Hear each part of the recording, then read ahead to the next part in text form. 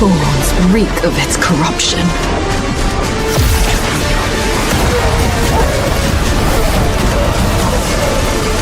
Your sovereign has a god to kill.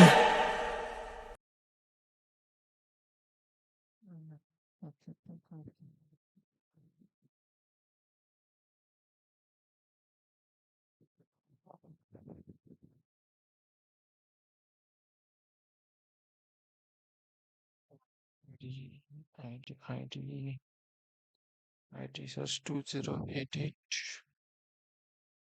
2008 41857.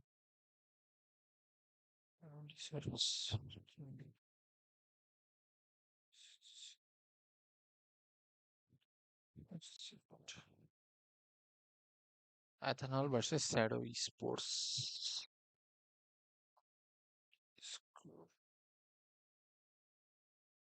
Ethanol versus Shadow.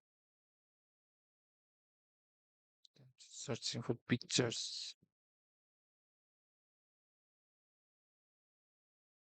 DB का इधर है और पीछे का, हाँ पीछे का कल वाला लगा दो क्या? वही लगा दूंगा.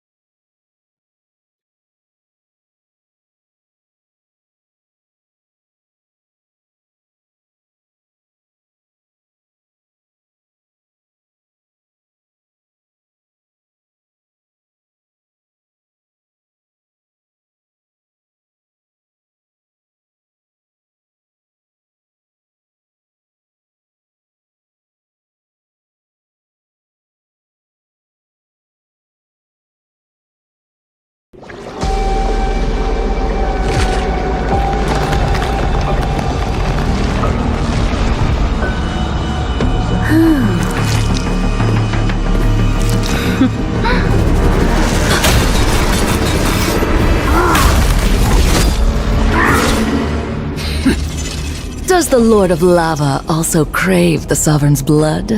Fool! The tyrant's remains will only bring doom! Their brutal dominion, our warriors were corrupted into foul bonds of decay! Sovereign of the Abyss, Obsidia. The curse still flows within the Sovereign's blood!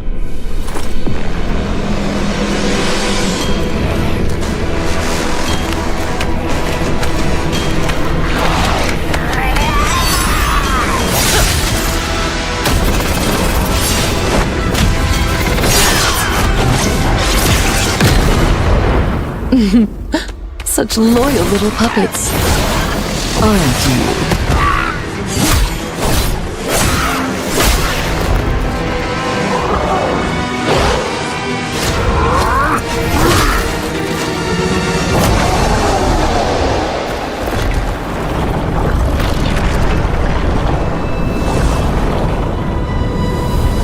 You are merely a puppet, no different from my spawns. Bow to me. Keep your throne, or be destroyed. The Abyss bows to no one!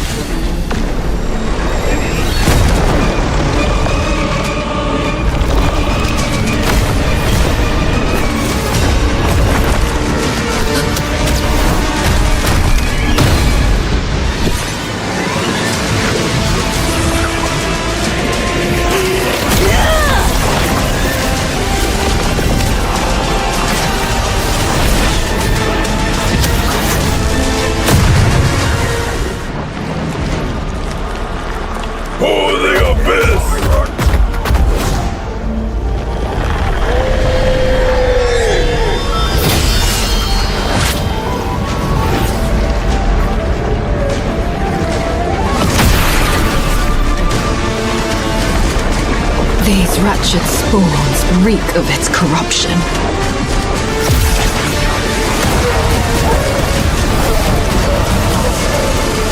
Your sovereign has a god to kill.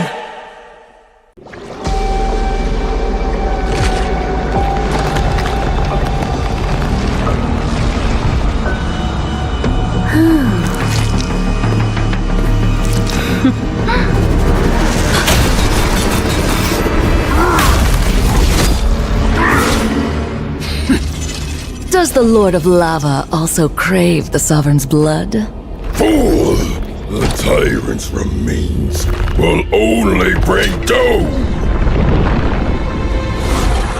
Their brutal dominion, our warriors were corrupted into foul bonds of decay. Begin. Hello, ladies and gentlemen. Welcome back. This is the Throne of Dawn, and with that, we are back again with the season 2 after a short few days of a break because of some issues on the server. Now, with all of them aside, we are back again. Now, we will have to see what the teams are going to do, as this is going to be the semi as well as the third place decided today.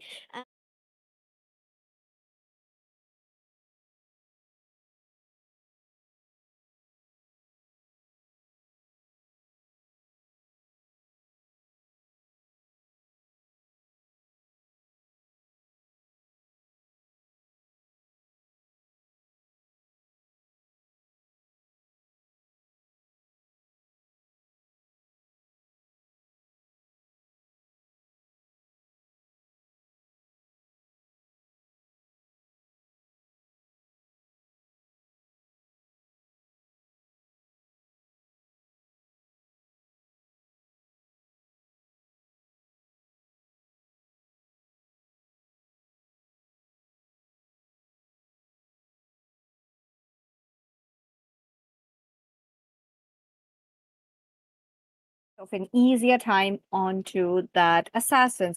So with that, the other side as well, respecting Sans and Sins, marksmen as well. Now again, are we gonna see a Claude versus Carry matchup, or is it going to be something different, like a YSS jumping in?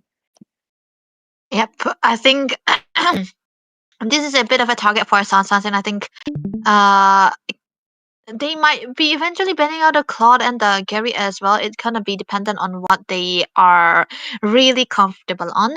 And I think if you are facing against Sansin, it's really important that you are banning away the Harris as well, I understand. But PT Fanny should also be a prior ban from Eternal Esports. Oh, 100%.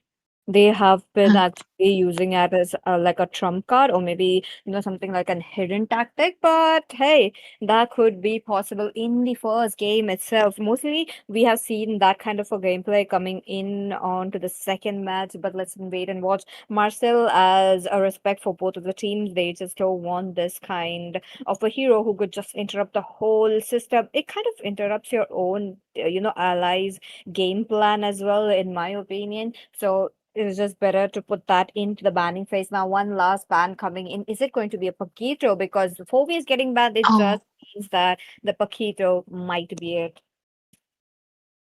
I think Paquito can actually be okay. There we go. Still, Fanny is available for SDES right now, but hey, default is okay. Yeah, it's the Freya that they wanna go for, so it's still gonna be a bit of a flex, no? So I feel like Freya these days have been put into the XP lane for a long time, but I don't know if they really wanna play around that. Oh, again, she has been like back in her own lane for a bit of a time now. So I am kind of, curious to see what the teams will be plotting. Because one thing about both the teams, they know their draft, they know what the game they are having onto their hands. So I am kind of curious to see how this best of 3 series will be taking it. Now that the Atlas is here from the side of Team E2, Atlas, though, I feel like, even as a tank, he is kind of vulnerable to even if Mm. he does have the immunity towards the CSA. But oh my goodness, I did forget about the Suyu, but there you go. It's gonna be coming in. Oh. There is like no thoughts for the side of Team SDS. They are just like they know what to do with this kind of a pick. I was hoping maybe they would want to go for the Fanny instead, but then it's fine. Suyu is really more of a comfortable hero and a bit into the flexible side as well if you compare it to the Fanny. So it's very understandable that they are actually going for it. But now I think you're right about the carry and the Claude matchup again. With the Kadita coming through. I don't really like the Kadita here because you usually this time around in this meta, it's most of the mages that builds the glowing one is more prioritized. So it's something that we are not used to seeing, but I feel like they will know what they are doing. A bit of a kill pressure might come into the mid lane side as well, so that's what I'm hoping for. Let's see. So far looking good with the Kadita as well. Was not expecting that, but hey, it is also a wonderful hero as of now into the mid lane, trying to take away a bit of a control. But at the same time, I do feel like, they might be going a little bit short. But there you go, looks like Samson's hero will be targeted a little more than we expected. Another ban coming in, that's gonna be the Moscow, understandable. But hey, Mm, what is it going to be? Because one thing right now for the side of team E2, they need a control. They kind of got it with Wuzen onto the Kadita, but it's just like a one time. What the yeah. team will be doing if the gank is over, because for the Freya and for the Suyu as well, there could be a re-engage very much viable for them. Mm-hmm. I think it's kind of like weird to see them not banning away the cloud and they are completely giving away the cloud who can bring the purify as well. So for Eternal Esports, they might want to play with the cloud here. Oh, Fanny Band, that's a Wuzen hero. So definitely a bit of a targeting onto the jungle side as well, so that they are able to clean away the heroes that can play the side lanes. But like we already said, the XP lane might still be a flex here because it's a Freya already. So they are expecting the Freya to go into the goal lane, so they aren't banning it away, the Claude, I mean. So what if Sansin is the one playing another marksman and default is the one onto the Freya again? That can eventually come in handy, especially into the lane because Freya has a lot of damage. But then if we talk about that, Madara might need to play something if, of a very onto the very tanky side. Ooh, tankiness is definitely here for these teams, and look at it. I really like how they are kind of coming up with the continuous crowd control plus the sustain kind of a fix right here. But we are yet to see what the teams are gonna go in. There you go, Madara. When it goes in for a Bellary, I feel like it is a very common theme or like a pattern right now to go for a Bellaric when there is an Atlas in your Mm. enemy. So that is kind of coming in a little bit of a classic fix. But let's see. Tora, long time no see, and looks like Sanson will be on to the Freya. Sounds okay. They don't really wanna actually play the Freya into the explainer anymore. So it's fine because Sora really works well in in this setup as well. So they're gonna be looking onto the late game department, but STS have the neck to play for the late game. I mean for the side lanes as much as possible. Oh, Ling. Wait, what? Oh no, Eternal trying to pick up the Ling here. I don't know about the Ling, man. In this very tanky heroes, I don't think the Ling will be working so well because even if you look at the goal inside, it is a tanky utility Freya. Even if you look at the mid lane side, it's a Valentina who does really well against the assassins. And if you look at the other into the jungle as well, Suyo really does well against the Link as on top of that. So I don't know how the Link will fare out well. It's not really the best pick. So, I mean, it kind of works again, the new Berserker Fury buff onto him. It's just indirectly a buff. That is all well Mm. and good, but I kind of want to see what kind of a performance both the junglers will be putting in. For one side, for Lomsanga, it is a kind of a hero that he has been playing back and forth. Even into the recent tournaments scene, I have been seeing him. He is actually picking up the MVP with the Suyu. So I feel like there should be a respect band to it. But hey, Team E2 did not. Eternal Esports. I, for me, it might go the other side as well. But hey, into the Land of Dawn, here we go. Top lane is not looking good since the Purify has been already taken out from Sanson.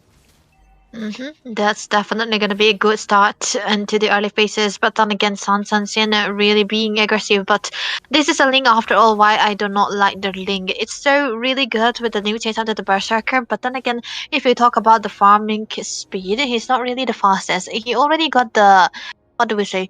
He already have a damage, but then if we look at the way that he's farming in comparison to the tanky members or the Suyo, even he's kind of still slow. He needs the early game very well, so it's gonna be a bit tough. And Seto Esports really know how to deal against it, and they are trying to give out the vision here, and they're trying to delay his buff a little bit.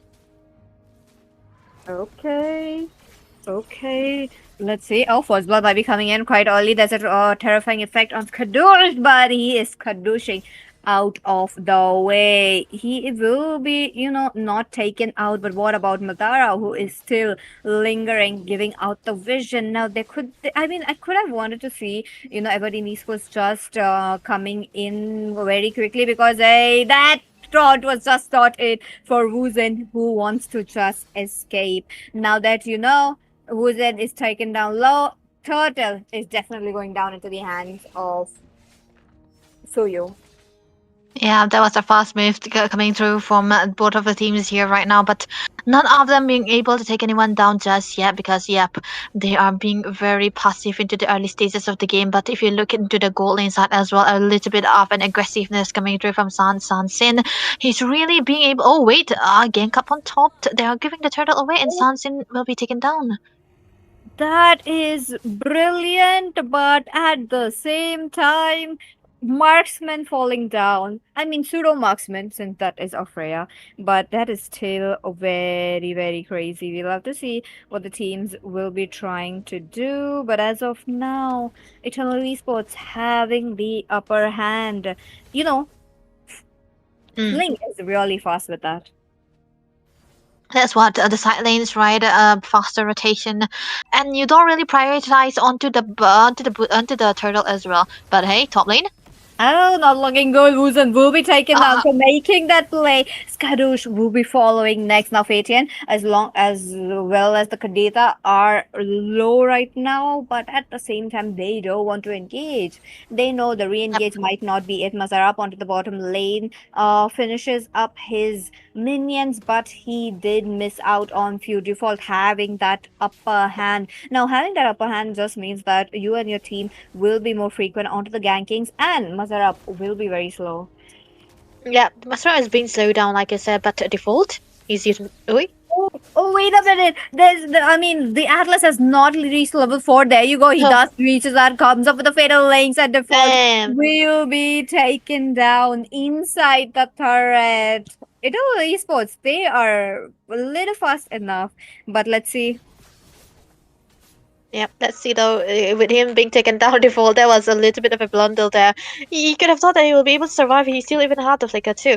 But on to the other hand, when the time is used into the XP lane, the other lane will suffer quite a bit, and that's what the Shadow Esports are trying to play around with, but they haven't been able to find a compensation just yet.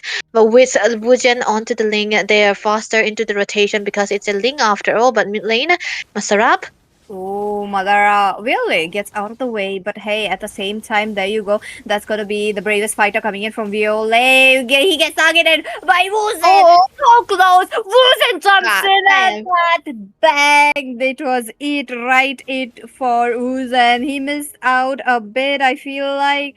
And with that, he will be taken down. Fatal Links also comes in. Skadoosh really gave it out just because the jungler will be falling down.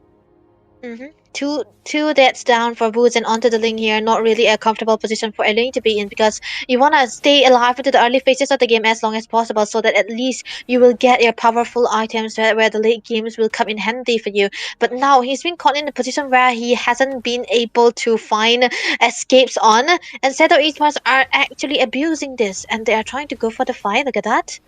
Oh, Mazarop, Skadush though. I mean, now that the teams are going in for a, 4 members or even 3 members gang, they need to, make sure what they are trying to go. Skadush, he does get targeted, flickering out the way. He's trying to play it severely. This time around is going to pick up the Fatal Links, which is quite interesting. Mm-hmm. I think you really want to go for the fatal wins in the first place so that they will be able to stop the contest from happening. And I don't think Eternal Esports will be contesting it either. Very, very good decision coming through from their part as well. So this time around, Sansen's got to be careful because they already give away the turtle. So it's gonna be very vulnerable for him to be in a place where he's gonna again be ganked upon. And Seto Esports trying and moving their way onto the top side again because they know that that's where they wanna go for the fights. Bottom lane once again, 1v1 situation. The Dark Form is right here, but on the top lane, there you go. It's the tank taking down a tank Oh. while Lonsanga is trying to make his way out. He finds a regen, but the rough phase will be too rough right there. Now Violet is right there, but hey, they just do want to, go in for a kill. They're not chasing, which is very good. Yeah, it's very disciplined as well. So Seto Esports, they will lose out their blue buff here. Wuzen will be taking it down. They will be losing out to the mid side as well. But on to the other hand, Eternal Esports, even though they were losing onto the kills, they into the top lane, they are winning into the turrets department again because they are focusing onto the bot side again. Wuzen is so good onto the turret takes as well because it is a link after all. But now they might be caught in a peculiar position though. Okay. Once again, looks like the teams have swapped up their lane, so that just means that it is going to be a little, left and right. Carry is going to face problems against that to Asura. We will be seeing a little bit of action coming in from Violet as well, but let's see. A little bit of a pause. That's just gonna give a bit of a time for team to regroup, rethink what decisions are yet to make because the first lot is just gonna jump in very soon. Yep, that was actually a very good maneuver coming through from the side of Eternal Esports, I would say, because they know that their heroes are so much gonna are faster and they will be so much good, so much better into the rotation as well. So even though they know that they will be losing onto the team fights, they are trying to find compensation across the map, especially onto the turrets, and that's what you want to do. They give away 2 turtles already, but then again they trade it out with the kill or even a turret, and that's really really worth it when you are on a hero that needs that late game department. That's why I was actually not sure, very skeptical about the link, but I think Muzen really knows what the fundamental of link is gonna be, and he's playing it in that department. But Seto Esports, I think they are not really that well aware of what they can lose. Eternal Esports. They are actually getting a very good kills as well, but they need to protect a bit towards the goal lane now because for Phaeton, it kind of depends. The game kind of really depends onto him as well. But default, he's gonna face some Fatal Links action right there. There you go. He's trying to survive it all. Goes into the flicker, but no, Phaeton with the spinning light wheels. They're not gonna in, but the taunt pulls back Skadoosh, taken down by default. That is an Atlas who's really not that tanky as well. But hey, on to the other hand, Lomsanga, he's gonna be taken down, so that's gonna be a trade out. Look at that. Wait a minute, the turtle goes into the hands of Wuzen. Nice retribution right there. Turtleson will be taken down. Violet flickers out of the way, but Wuzen realizes that he doesn't have a Tempest of Play, so it's just better to get out of the way since you are the one getting the trade. But the trade will be all lost on the mid lane default. So aggressive. Yep, he really knows that there's no tempest of blade onto the hands of Wujian, and he's just like, yeah, I'm gonna take you down because you took down my jungle as well. So that's what they are doing. But Phaeton, on the other hand, Eternal Esports, they are doing so well because he got the top lane turret again default. Yeah, okay. Once again, he's gonna take in down Skadoosh, not leaving any, he's just not leaving the side of Phaeton this time around. Look at him, Yeah. hand by hand, they are going in. Madara, now he has to target Phaeton, but wait a minute, Madara and Sansa are playing Ringa, Ringa, Roses, pocket full of Yep. bones. But mid lane, Madara, wait a minute. He's trying to find a opening right there. The same goes for Skadoosh as well. There's just a taunt, but the window will be closed by Wuzen, who is just not interested as of now for a fight. That's what the Ling does really well on trying to defend onto the lanes, trying to push a lane, and then not really entering to the team fights as much as possible. But now onto the other hand, bot lane, we might see something. San Sin. Uh, uh, Eh? Close call. Oh, he might Yep. go in. He does. He's just waiting it out. I mean, come on. There's Okay. no open turret right there, and if you do go in and boom, there's an Atlas coming out of the bush. You don't have anything right there with the no purifier as well. That's going to be a problem now that we have reached to a point where the teams have to open up the turrets. Mid lane, there's no mid lane from Shadow Esports. They'll have to open up though, and Wuzun is going to be very quick with that. Wait a minute, Fatal Legs Vizta! That was for Violet, but Violet just got it out of the way. There's the ultimate wasted out.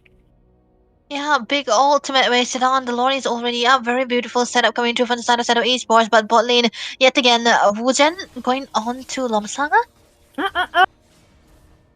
Did he go into the turret? I mean, he needed that kill, so he just went in. He got Longsaga, but Longsaga did get a user as well. Oh, jungler for the jungler, but default as well as Lust not looking good. Lust will be falling down right there. There's no junglers on both the sides while the team is trying to navigate what to do. Phaeton jumps in. He is trying to get a kill, but Fatal Legs from Violet will be getting Madara a free pass, but Violet, he himself will be falling down default. He should have backed off as well, but no, that's not the case. Sanson jumps in. He's trying to go for Skadoosh, gets Skadoosh. Now the next might be Phaeton. He is not looking good. Flickers out of the way. That just ruins the momentum and Mazar up for the triple kill. Look at that. Eternal Esports really in for a run.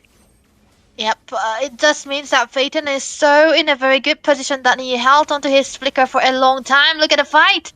Wait a minute, Eternal Esports, they know they have the resources to jump back. They will be doing the same. Wuzen try to go for Madara, but Langsanga is having problems to just enter the river area as well. Mazarap as well as Skadoosh who's just trying to join in. We know what it is going to happen with the Lord going down. And there's no tier 3 turrets and almost closing down to the inhibitor at the top. Yeah, that's gonna be very easily well defended by Wujen, so it's definitely gonna be a very good handler. But yeah, if Wujen dies against, I think they will be losing out onto the turrets again and again because he's the one always defending onto the lanes. But with the Lord coming into the top lane side, they might be eventually trying to find something out here, bot lane. Uh-oh, not looking good. But at the same time, Shadow Esports won't be fighting yet. Now is the time for the defense and actually make sure to get the farm out of all the members right there. But hey, there you go. Fatal Links might be coming in. Skarush is trying to just find that perfect opportunity right here since he kind of missed 1 and 2 at the last default. Also trying to find a way onto the back lanes, but he understands very well that the Lord is here and it needs to be cleared out. The turrets should be protected. Masaram is on a 502 killing spree, and that means that he's really definitely going to be one of the tankiest member from the side of Eternal Esports right now. And he will be able to go for the engage most of the time and live and survive all of those onslaughts here. Again, Madara trying to give up a bit of a vision here, and they have to back away though because they already got the one turrets that they were looking for with the Lord. But they are going to be losing out to the lanes if they do not really go back. They have hold onto the mid side, but still, it's gonna be very difficult for them if they lose out onto those long lanes and they don't really want to do that.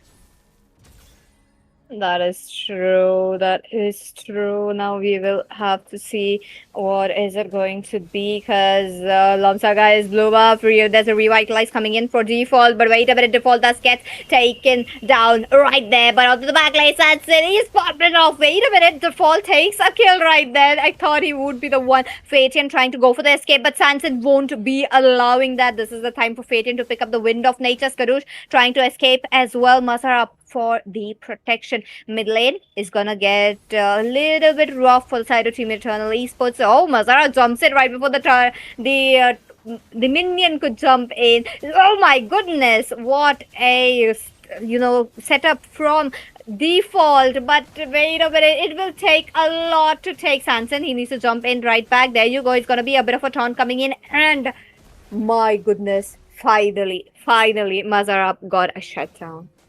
Mazarab getting taken down. That's definitely going to be a good sign for the side of Shadow Esports here. Sansin. Oh, that is just a bit of a teaser what Hansen could do. And with that, we will have to see how the teams will be proceeding. The next lot's gonna be here, and both the junglers will try to not get killed as well. Default trying to annoy the Link, trying to make sure he doesn't get his buff, and the buff. Oh no! Ling is gonna have a lot of problems. Yep, no blue buffling, and he will try to go for the opponent's side, but with the turtle, with the Lord already up, Shadow Esports couldn't care less about what they have, blue buff or not. But onto the bot lane, default got to be careful. He's definitely wasting out onto that fatal links, and I don't think they will be able to do anything about that either. But onto the mid lane side, I think it might be a 1v1 situation. No? Oh my god, that not having the purple buff is actually saying a lot right there. He couldn't escape from the clutches of the Belleric right there. Now that the Lords coming in, Shadow Esports are also making a bit of a comeback as well because they were kind of missing out onto the early game, and now that they are trying to take it all away from the Lord, we will have to see what kind of a gameplay is gonna come in. Look at that, Phaeton. He needs to be very, very cautious. Yep, that's what I'm actually waiting for. But then again, with the lack of boost controls coming through from the side of Eternal Esports right now, with them losing out of voice onto the lane, it's gonna be tough for Phaeton to try to go in. There's been a lot of damage coming through from Phaeton as well, but then Lust, he cannot really find anything out there anymore because they are actually so behind. They are losing out to the turrets. They are losing out to the control of the map. Look at that! Oh, default gives out such a beautiful response right there, but Viola takes a big double kill, triple into the hands of a mage, and they go for a wipe out the turret. The base is their target, and they got the first game. What a game coming in from Shadow Esports. Yep, Shadow Esports, amazingly well done. They look like they will not be able to take that game number one. But then again, they finally fought bad with the way that they were be playing. They are losing out. They have been losing out of their lanes, of their turrets. But then they finally responded to the plays that have been made by the side of Eternal. And then finally, when they had the Lord, they ended the game so well easily. Early game, it kind of felt like the side of Team Shadow Esports, they were trying to get those neutral objectives, but their target was not a neutral objectives. It was like if they get it, they get it. If they don't, it's okay. Still, they can possibly make a good amount of a comeback around the Lord. Even the first Lord would have gone, they would have chilled, gotten, a bit laid back, but there you go. They get the game as quickly as possible. That was actually crazy to see, though. Yep, actually crazy because I did not expect Shadow Esports to even, hold on for that long. But yeah, finally they found their footing. They were actually losing out a bit, like you already said, into the early phases of the game. And the way that the Link was also playing, I think I really like that because you want to play into the cross map. But then again, that's about it, right? There's not much of a damage that the Link can do into the later part of the game because you're not really that squishy. I mean, the opponents weren't that squishy. There's no one that you could pick off because it's a Valentina. It's not a goal lane marksman. It is a goal lane fighter, and there's no way you'll be able to pick him off. And I think that really worked in favor for the side of SDES. They did play out onto the tankier side, and I think it has something to do with South Sin winning onto the lane, right? Not the lane, winning onto that team fight when his team was losing. And that kind of turned the tide around, and Eternal, they cannot really come back from that anymore.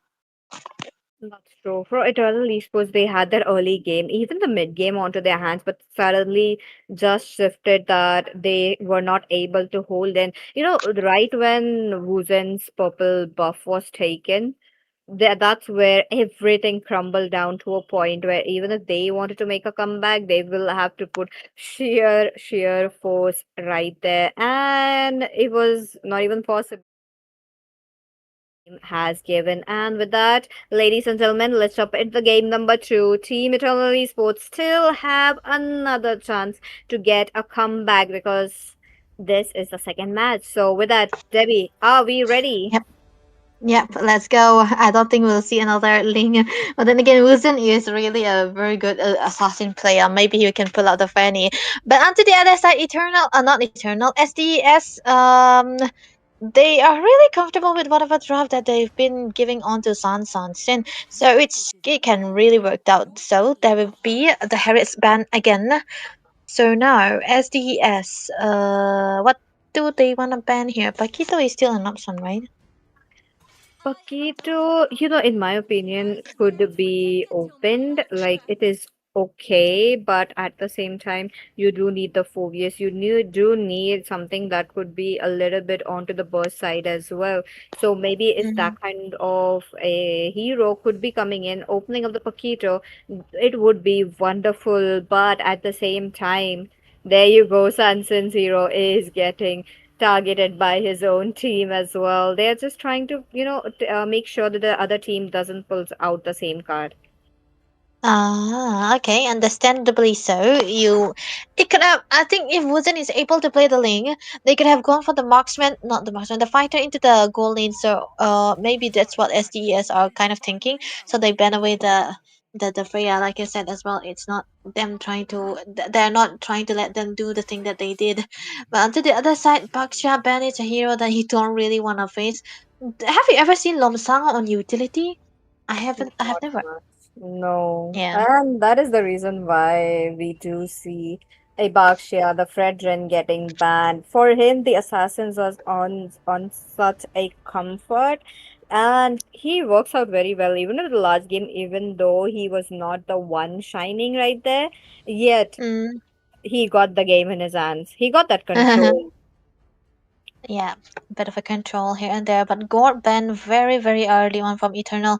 I don't think Gord is a prior ban into that first phase of the game unless you want to go for a bit of a tankiness, which will be well read upon by SDES again because I feel like they will be the one banning away another utility jungle if not sure. If they don't want to face the Paquito, but default might want to play the Paquito on top of that. But Paquito, Phobius is still available. Oh, there we go. They want to stick with the utility. So Phobius or Paquito, what do they pick? Oh, Oh, none. worse than that. It is going to be a Marcel. My goodness, such an early pick, Marcel. I mean, I love that hero, but I feel like in a way, it doesn't satisfies what the essence of a team fight has. It's just my opinion, guys. So I just feel like Mhm. it is a good hero. There's no doubt about that as well. But at the same Yeah. time, I kind of want the Marshall to be a little more dominant onto the team fights, which we don't get. But hey, there you go. It's gonna be the Paquito coming in, and along with the Paquito, we know it is a high loss. If there's a high loss, the Bakshia, the Fredrin are banned. This is looking a little bit sus onto the jungle role. Yeah. So no, with oh wait, still I feel like Woozen can still play the Fanny if he wants to, but then again, on to the other hand, it's definitely not gonna be the best choice if he goes it very early on because you cannot really go in a 1v1 situation against the Paquito. But then again, 4vs is available, right? But SES they know that the 4vs can actually counter out onto the Paquito, so they took away a hero that can play against the 4vs. There we go. Hylos does well against the 4vs. 4vs does well against the Paquito. Yep. I was expecting a Phobius ban right there, but Team Eternal Esports really having a very good time with those kind of heroes onto their hands. Love the picks that are coming in. Fatium this time around will be sticking towards the carry as well. Not quite sure why. But there might be is it that they kind of want to face a Claude with that, or maybe not because Claude is still up for grabs and it's most likely to getting Mm. banned as of now. But SDES making waves for the majors. That is crazy. I don't know why they ban away the fire sword, or maybe it's like a uh but I really like the carry. I really like the give against the carry actually. Maybe it's kind of them trying to stop the Versa from doing anything into the lane. That's where the Versa rises on. So now I think okay, Valentina, they are trying to narrow down the amount of heroes that Lust will be playing. They're still yet to pick up the jungle, right? With the Moskov band, Claude can be also a band too, right? 100%. I have a feeling that the Claude will be getting banned, but now that's gonna be a Fanny from the side of Team Eternal Esports. That is crazy. I mean, both the sides are purely in for a different kind of a bans right here. They are just not letting us predict that as well. So this is getting a little harder for me. But with that, there's gonna be the link getting picked up and a Low. wait a minute. Valentina is banned off. I mean, I thought, Yeah. Violet might Mm. go in for that. Yeah, I could have. But Long Song of it, when he first joined into the tournament scene, you will know, right? He was really well known for his Ling and Fanny. Yeah. And now we're going back to that. We're going back to the roots. He's forgetting all about the Suyo now. He's gonna go back to the Ling. But okay, Woozen, another office comfort here. These two junglers are really comfortable onto the assassin, so it's very understandable that they have to pick away the last available option. It was either the Suyo or the Lancelot. The Suyo really struggles against the Paquito, so it's not really a worth it pick. But now gold lane, Claude is still available. What could they go for? That could be a very good option right here, but at the same time, it is not going to be. Oh, we are yet to see a goal laner, and for the goal laner, I thought that it would have been a bit Clean. unorthodox, like as they were showing up the Ruby, the Purple and Koopa, but nope, it's gonna be a Clint. Now with the Clint coming in, it's gonna be a little good onto the poke side, and carry will have Mm. to rely on Flicker a lot. There are some occasions where I only like the clean to come through. Is where you have a Paquito or you have a Gimme into the mid lane. That's where the clean will be worth it. It's like if you want to draft toward the clean, draft in such a way that the clean is like a fighter. Or draft in a way that you are as if you are putting a fighter into the goal lane. And I think it's really working here well because they already have a damage dealer from the Paquito, from the XP laner, and then instead of the gimme into the mid lane, they have a late game hero into the jungle. That's the link. So I think it's really worthwhile.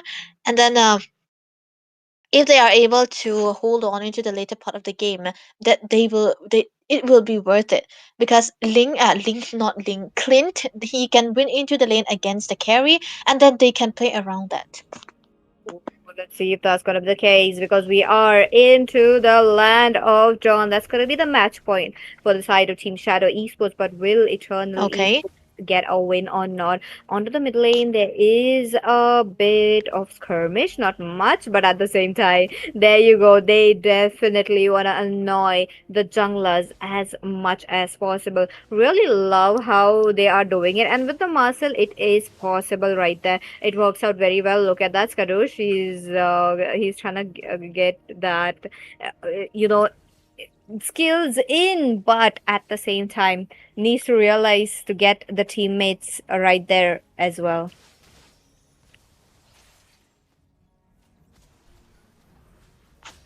Yep. Kind of a bit aggression that they wanna do into the jungle side as well. Madara being so aggressive, trying to give a little bit of evasion here and there, but Skadoosh will be the one trying to go in for them again. But Viola though is being so aggressive with the Eve pick right there, trying to bully out the Kadita as much as possible. But the bottom lane, default is in a 1v1 situation against the Phobias, but mid lane, look at that. Oh, okay. First blood that might be coming in, but the teams have just decided to not go for it. Maybe around the turtle, we will be able to see one because turtle is just not far away. Now that we kind of know what the teams are trying to do and what the teams are trying to go for as well. Let's see what is it going to be. Which jungler though? Because both the junglers are very well with their retributions. That's what. Then both are assassins as well. But on top of that, it's definitely gonna be so much better for Elens to reduce the retribution. Who's gonna win though? Look at that. Oh, wait a minute. The lane is Uh, trying to go for the back lanes. That's going to be the Woozen who's getting targeted with the and Phantom execution out of the way. And the first blood is that's going to be Badara falling down. Crazy though. It's going to be Lonsanga with the retribution once again. It was just not a planned right there, but we are getting those kills onto the bottom lane as well. Default thus gets immobilized right there, but Phobia's ultimate is getting activated. yeah, that's what. He if it was a little bit earlier onto that level 4, it could have been so much better here.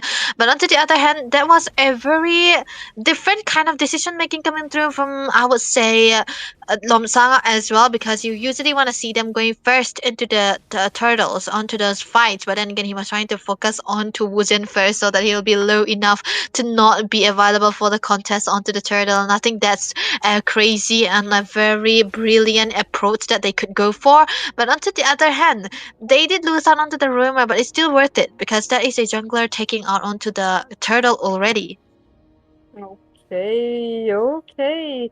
This is kind of looking good as of now since Team Eternal Esports cooked up with the first blood, and now that they are trying to look for more, they are kind of cautious, okay? They are just not trying to get a kill as quickly as possible or getting killed as well. So we will have to wait it out on what the teams are trying to plot in. Now that you know, Violet will be, rotating a bit slow. We will have to see who's gonna be the next blood right there. Yep, who's definitely gonna be the next one will be decided here. But then again, it's only like one kill, even when there are assassins already with their level 4. So this is like a slow game. They are playing for the turrets. They are playing for the turtles. And default, even with the Paquito, he hasn't been available across the map where he can go for the kills. It's acceptable though because he's actually facing the phobias that doesn't really get him out on the lane. But now with the turtle up again, PT, they might eventually try to go for the fights. Yep, that is much needed because yeah, Skadoosh is trying to save himself. Pops up the golden hour that is going to be missing out the very crucial Madara onto the back line. So thus gets immobilized by Viola's ultimate as well. Ruzen once again does not get a chance. Lomsanga trying to go for the kill. He gets one. He gets the jungler and he knows it is an easy. Oh my goodness, wait a minute, Viola. Oh, he did pop a flicker to just get the kill. Crazy. Onto the mid lane as well. Fatian. Oh my goodness, that's gonna be the Paquito trying to get one kill right there, but he's gonna be meeting with the damage of Fatian.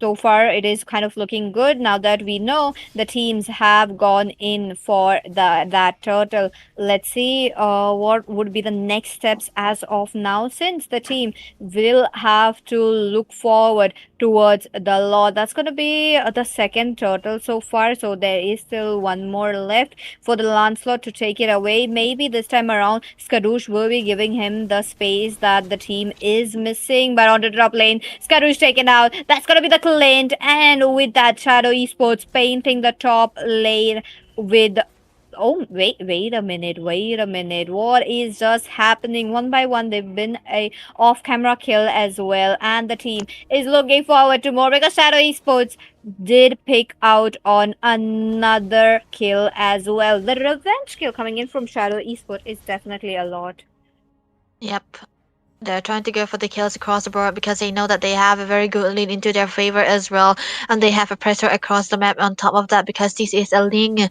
We are talking about the way that Wuzhen is trying to be playing it, and Lomsanga is the one doing it now. Onto the mid lane side though, there's a bit of an engaged jump.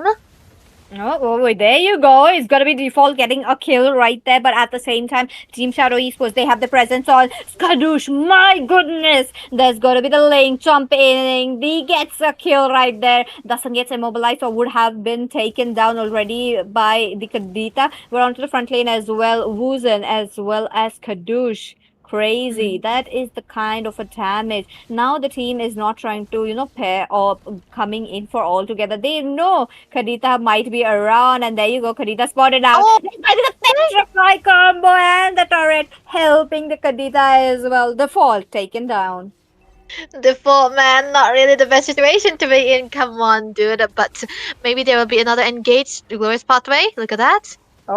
That is gonna be the glorious pathway. Just enough for the teams, especially for Wiley, to get away safely now that the team is just rolling it in. Crazy though how they are playing as of now. Yeah, they are.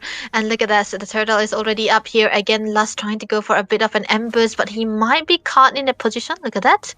Oh, not looking good. Mazarab still right there onto the corners. There you go. He's trying to get his ultimate active as quickly as possible. Viole with his own ultimate as well. That's going to be looking quite good. But there you go. It is going to be a Lord. Now, Devi, look at that. The team is quite aggressive on, especially Shadow Esports, who are having the goal, who are having the kills as well.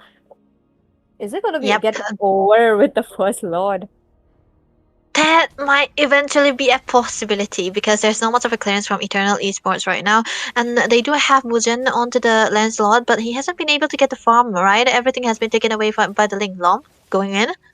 There you go. The immobilization effect will be setting it right in, and that is going to be a bit of a skills used up. Okay, Wuzani thus gets interrupted by Paquito. My goodness. Paquito, though, he is literally right on time right there, but I do feel like Shadow Esports should not be using a bit of skills right there. They need to wait it out because Kadush is trying to open up the vision. It's not the time as of now for the team for Eternal Esports. Wait a minute, Madara onto the back lanes. He is opening up, but the turret will be taken down.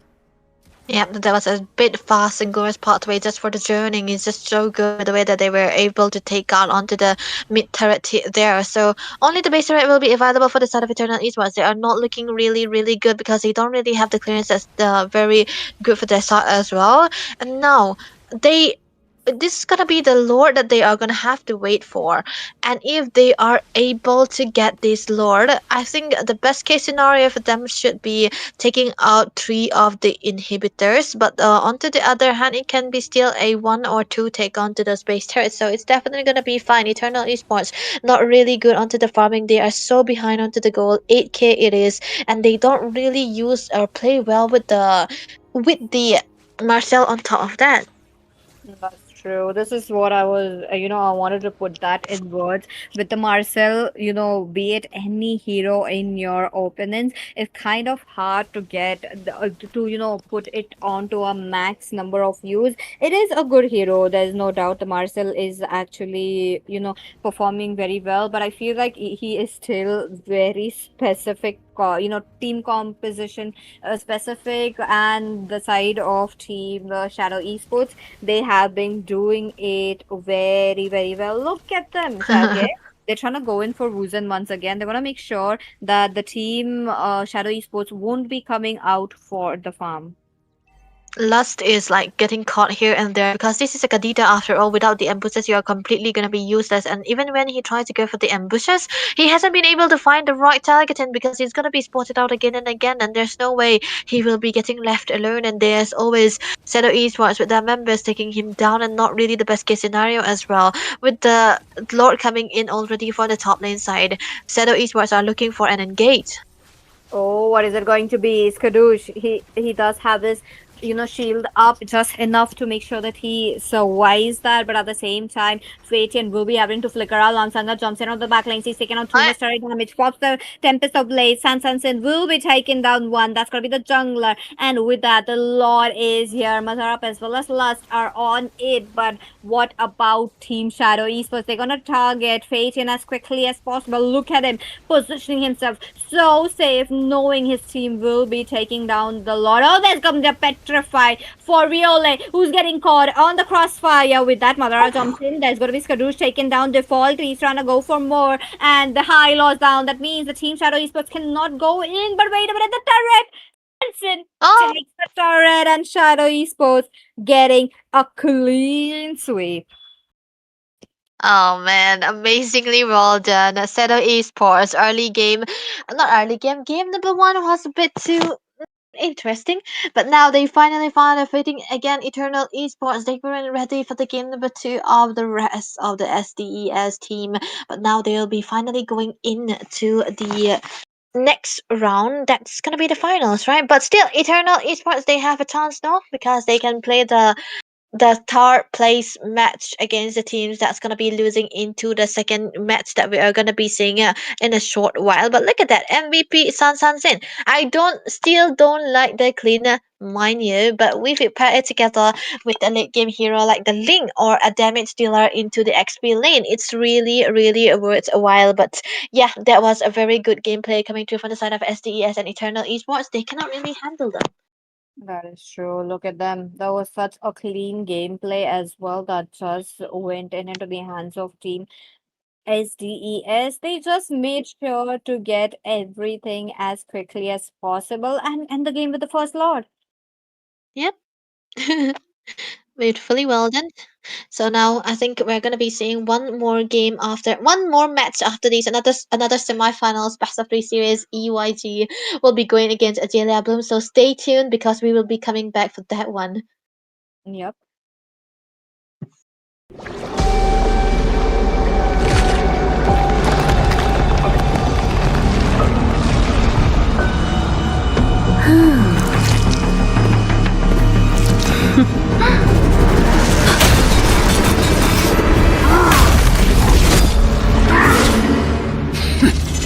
Does the Lord of Lava also crave the Sovereign's blood? Fool! The tyrant's remains will only bring doom! Their brutal dominion, our warriors were corrupted into foul bonds of decay! Sovereign of the Abyss, Obsidia. The curse still flows within the Sovereign's blood!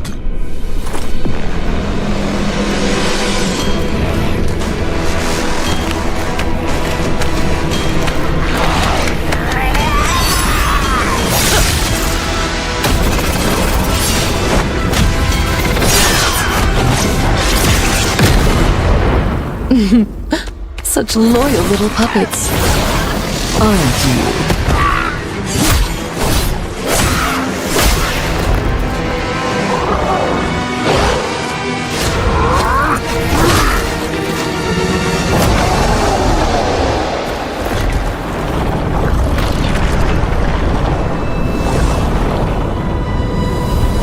You are merely a puppet, no different from my spawns.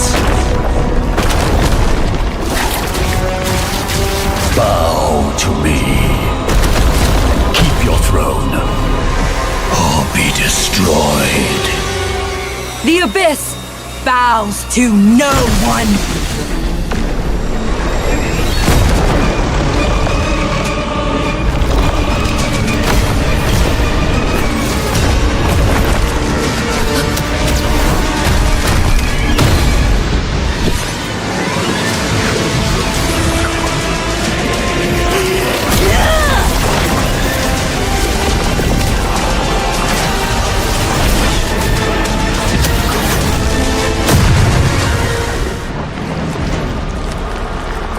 For the abyss!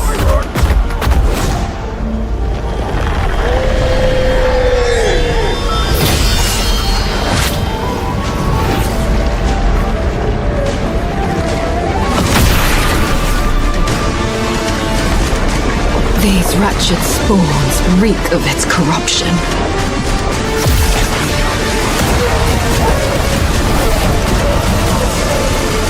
Your sovereign has a god to kill.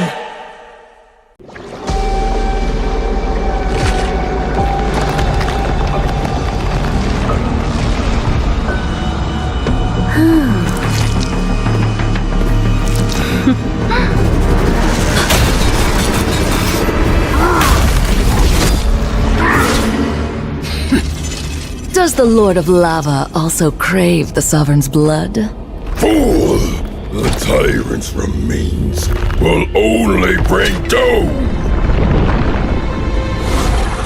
Their brutal dominion, our warriors were corrupted into foul bonds of decay! Sovereign of the Abyss, Obsidia. Her curse still flows within the Sovereign's blood!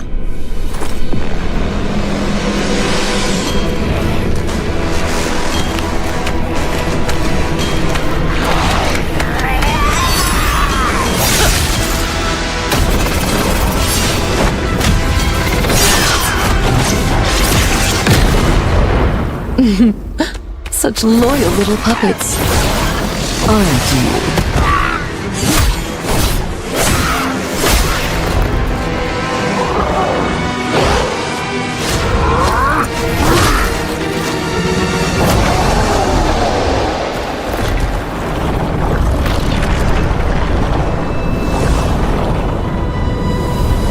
You are merely a puppet, no different from my spawns. Bow to me. Keep your throne, or be destroyed. The abyss bows to no one.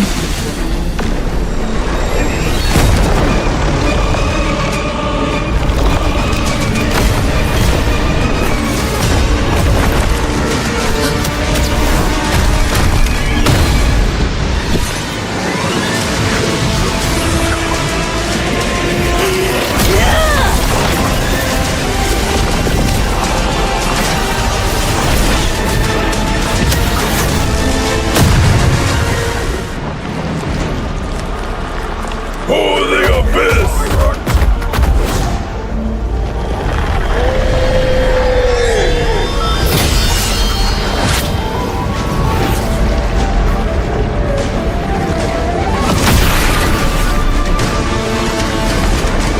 These wretched spawns reek of its corruption.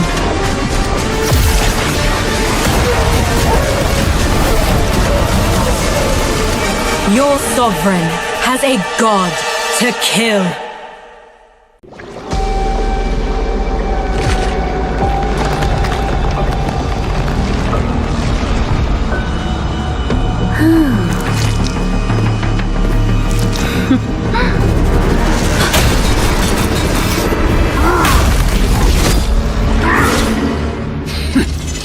Does the Lord of Lava also crave the Sovereign's blood? Fool! The tyrant's remains will only bring doom! Their brutal dominion, our warriors were corrupted into foul bonds of decay! Sovereign of the Abyss, Obsidia. Her curse still flows within the Sovereign's blood!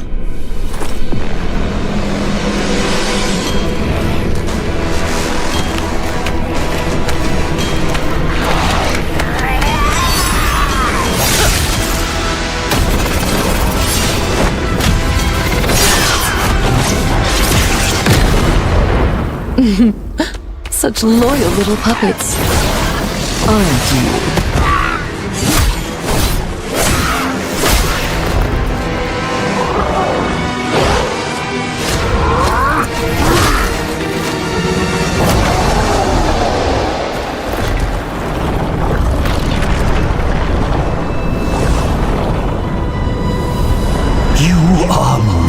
a puppet, no different from my spawns. Bow to me. Keep your throne, or be destroyed. The abyss bows to no one.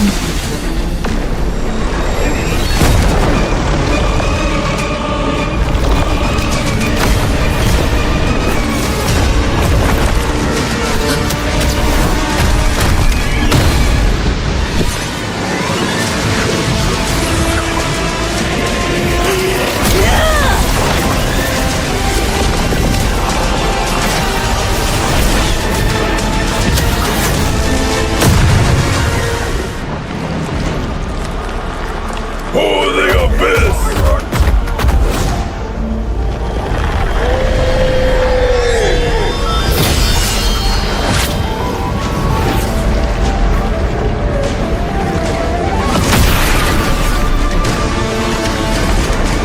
These wretched spawns reek of its corruption.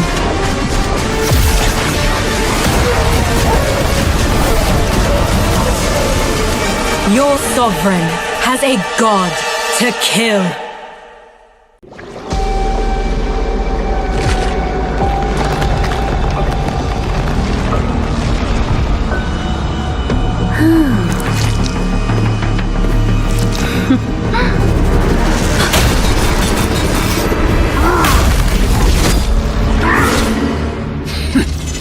Does the Lord of Lava also crave the Sovereign's blood? Fool! The tyrant's remains will only bring doom! Their brutal dominion, our warriors were corrupted into foul bonds of decay! Sovereign of the Abyss, Obsidia. The curse still flows within the Sovereign's blood!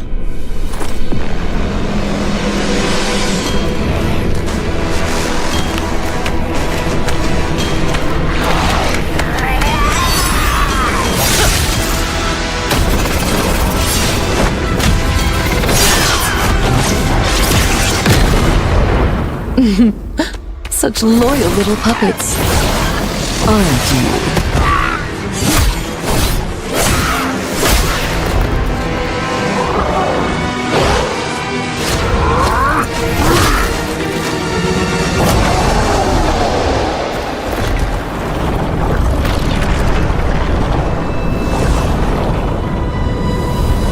You are merely a puppet, no different from my spawns. Bow to me. Keep your throne, or be destroyed. The abyss bows to no one.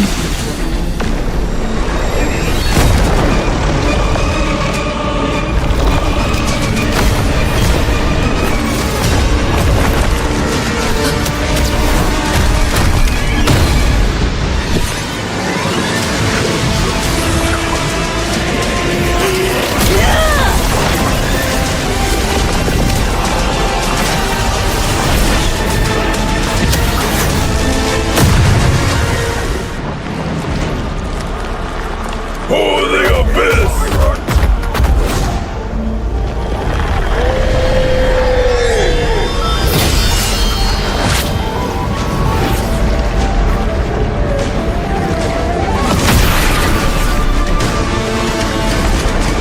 These wretched spawns reek of its corruption.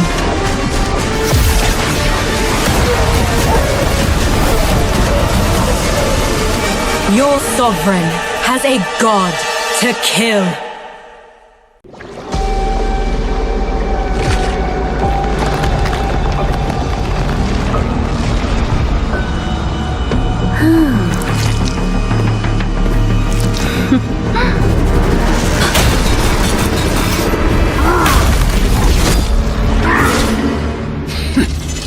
Does the Lord of Lava also crave the Sovereign's blood?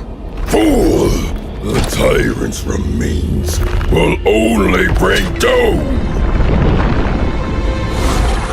Under her brutal dominion, our warriors were corrupted into foul bonds of decay. Sovereign of the Abyss, Obsidia. Her curse still flows within the Sovereign's blood.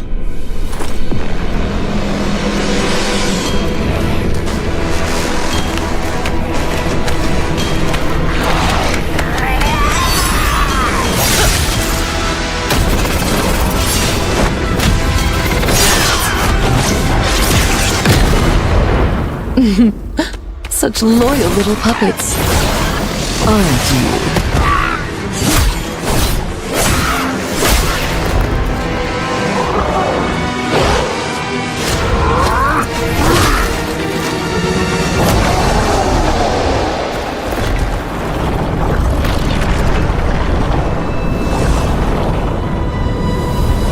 You are merely a puppet, no different from my spawns.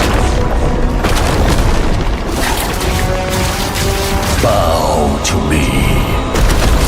Keep your throne, or be destroyed. The Abyss bows to no one.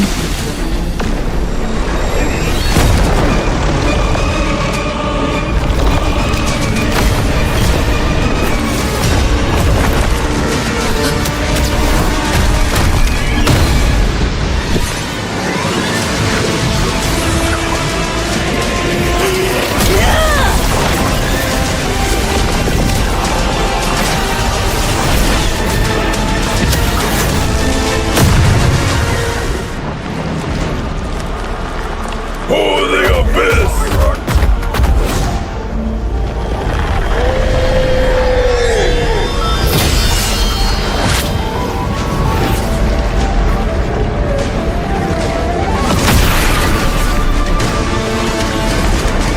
These wretched spawns reek of its corruption.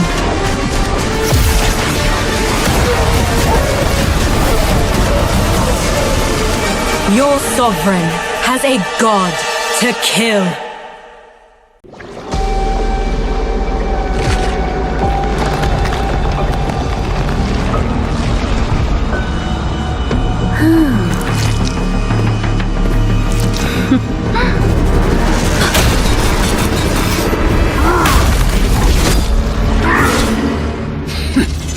Does the Lord of Lava also crave the Sovereign's blood?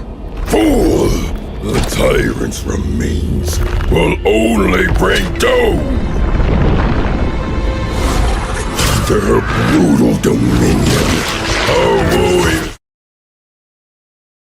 Well, hello, ladies and gentlemen. Welcome back. This is going to be the Throne of Dawn season number 2, where we are going to see who is going to be the winner. And with that, we are back again, me and Debbie. Let's go. Yep, let's go. Another semifinals, best of 3 series, and yeah, this is definitely gonna be a matchup that I was waiting for. Agelia Bloom will go against EYG. So with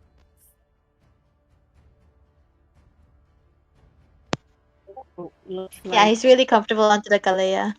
that is true. And that is one of the reasons why, it is getting banned as well. And as for, I do see Lemonair as well. So maybe the Kaja onto the second phase, or probably the first phase would be it. So let's see what is it going to be. And the usual bans, the Bakshia, the Frederick, is it there?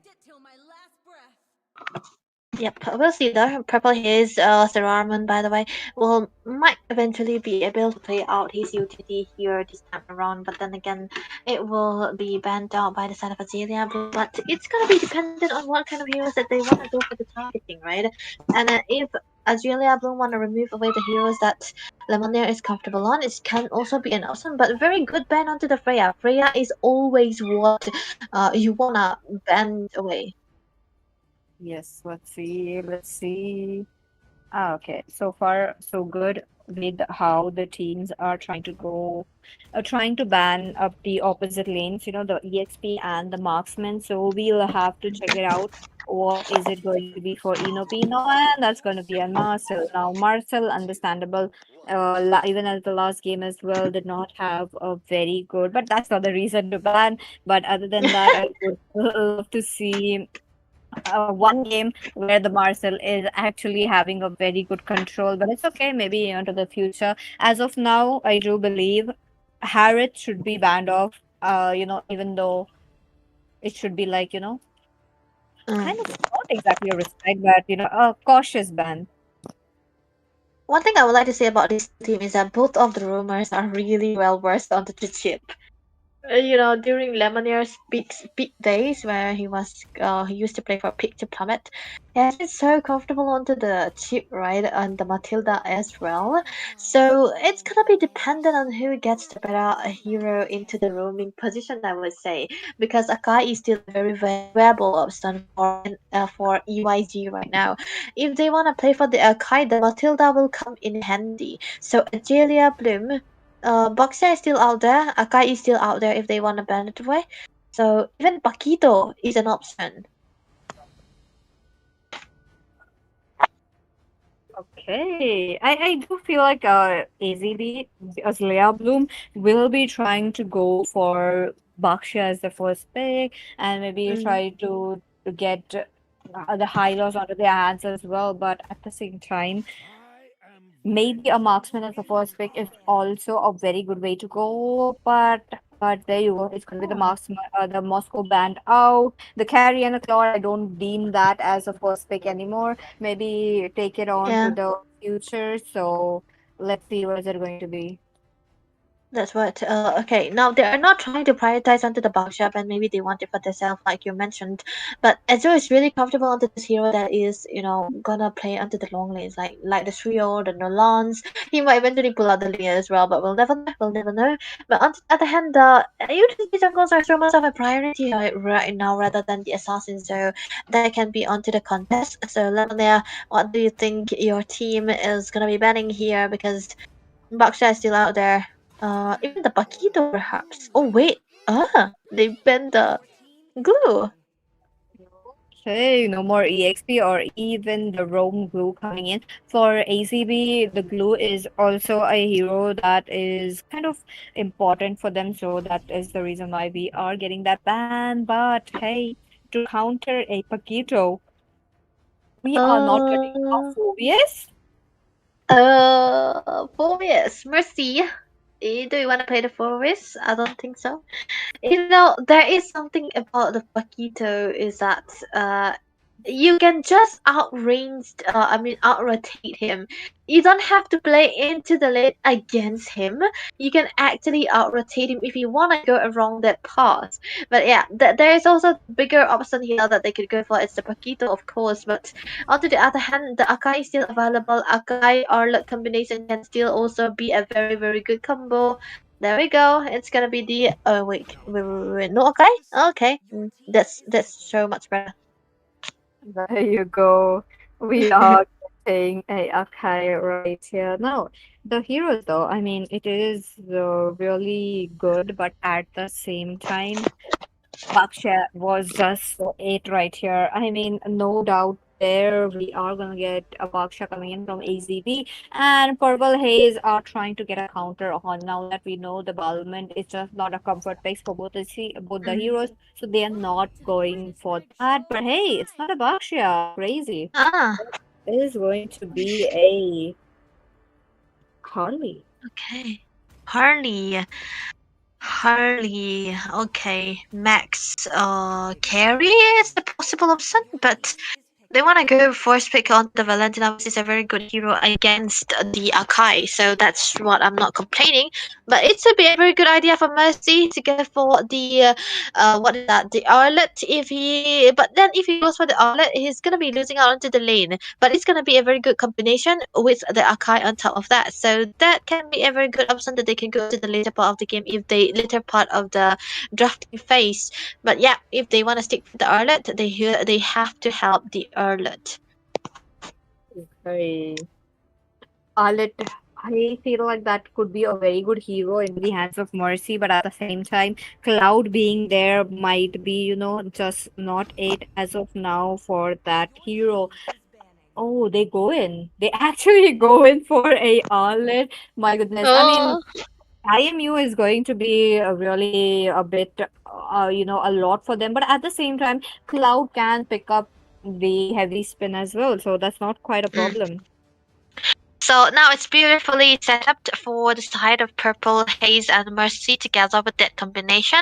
But this is a very high execution combination, right? If you are not really well versed or well synergized with that hero, it's not really gonna be the best. So they have to be a little bit careful on that department. But now a bit of a hero that they could ban here is for EYZ. Marksman, right? They have to bend a bit onto the marksman side. Carry? Is it an option? Carry her wrist? Oh, Okay. Parrot might be it, but oh, they're going for an Atlas. That is crazy. I was not expecting an Oh. Atlas right there. It could have been Parrot right there, but I feel like we are going to see a situation of the carry as well as a Lord once again. So let's see what is it going to be. So far, both the teams though they really went in for a good amount of a setup. The continuous crowd control is really looking good as well, but we need tanks as of now. They need Belleric. They need something like a interesting aroma to spice it all up. So what is it going to be? Like I said, Rahul the Destroyer is really, really good onto the chip, right? And they bend it away. Nice work, Lemonier. But for Agelia Bloom, like you said, this is going to be a very good targeted ban. I think they can ban the Matilda here, low key, because Matilda is really going to work well with these heroes that EYZ is already building up for their side. So, other than that, it have to be a little bit onto the mid lane. But Invoker have a lot of heroes into the mid lane, right? So it's not really that important. Oh, they went away the God instead, huh? Okay, so Matilda is a very good option for Lemonade now. Oh, there you go.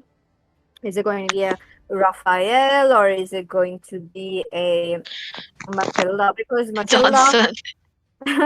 I mean, he's definitely trolling. He's just taking his time, Yeah, yeah. he's just letting his teammates decide on what they could go in for the maze as well. That too against a Valentina. Now that the team is having time, even we also have a time to talk about this. Let's not ban. I mean, let's Mm-hmm. not pick the Johnson.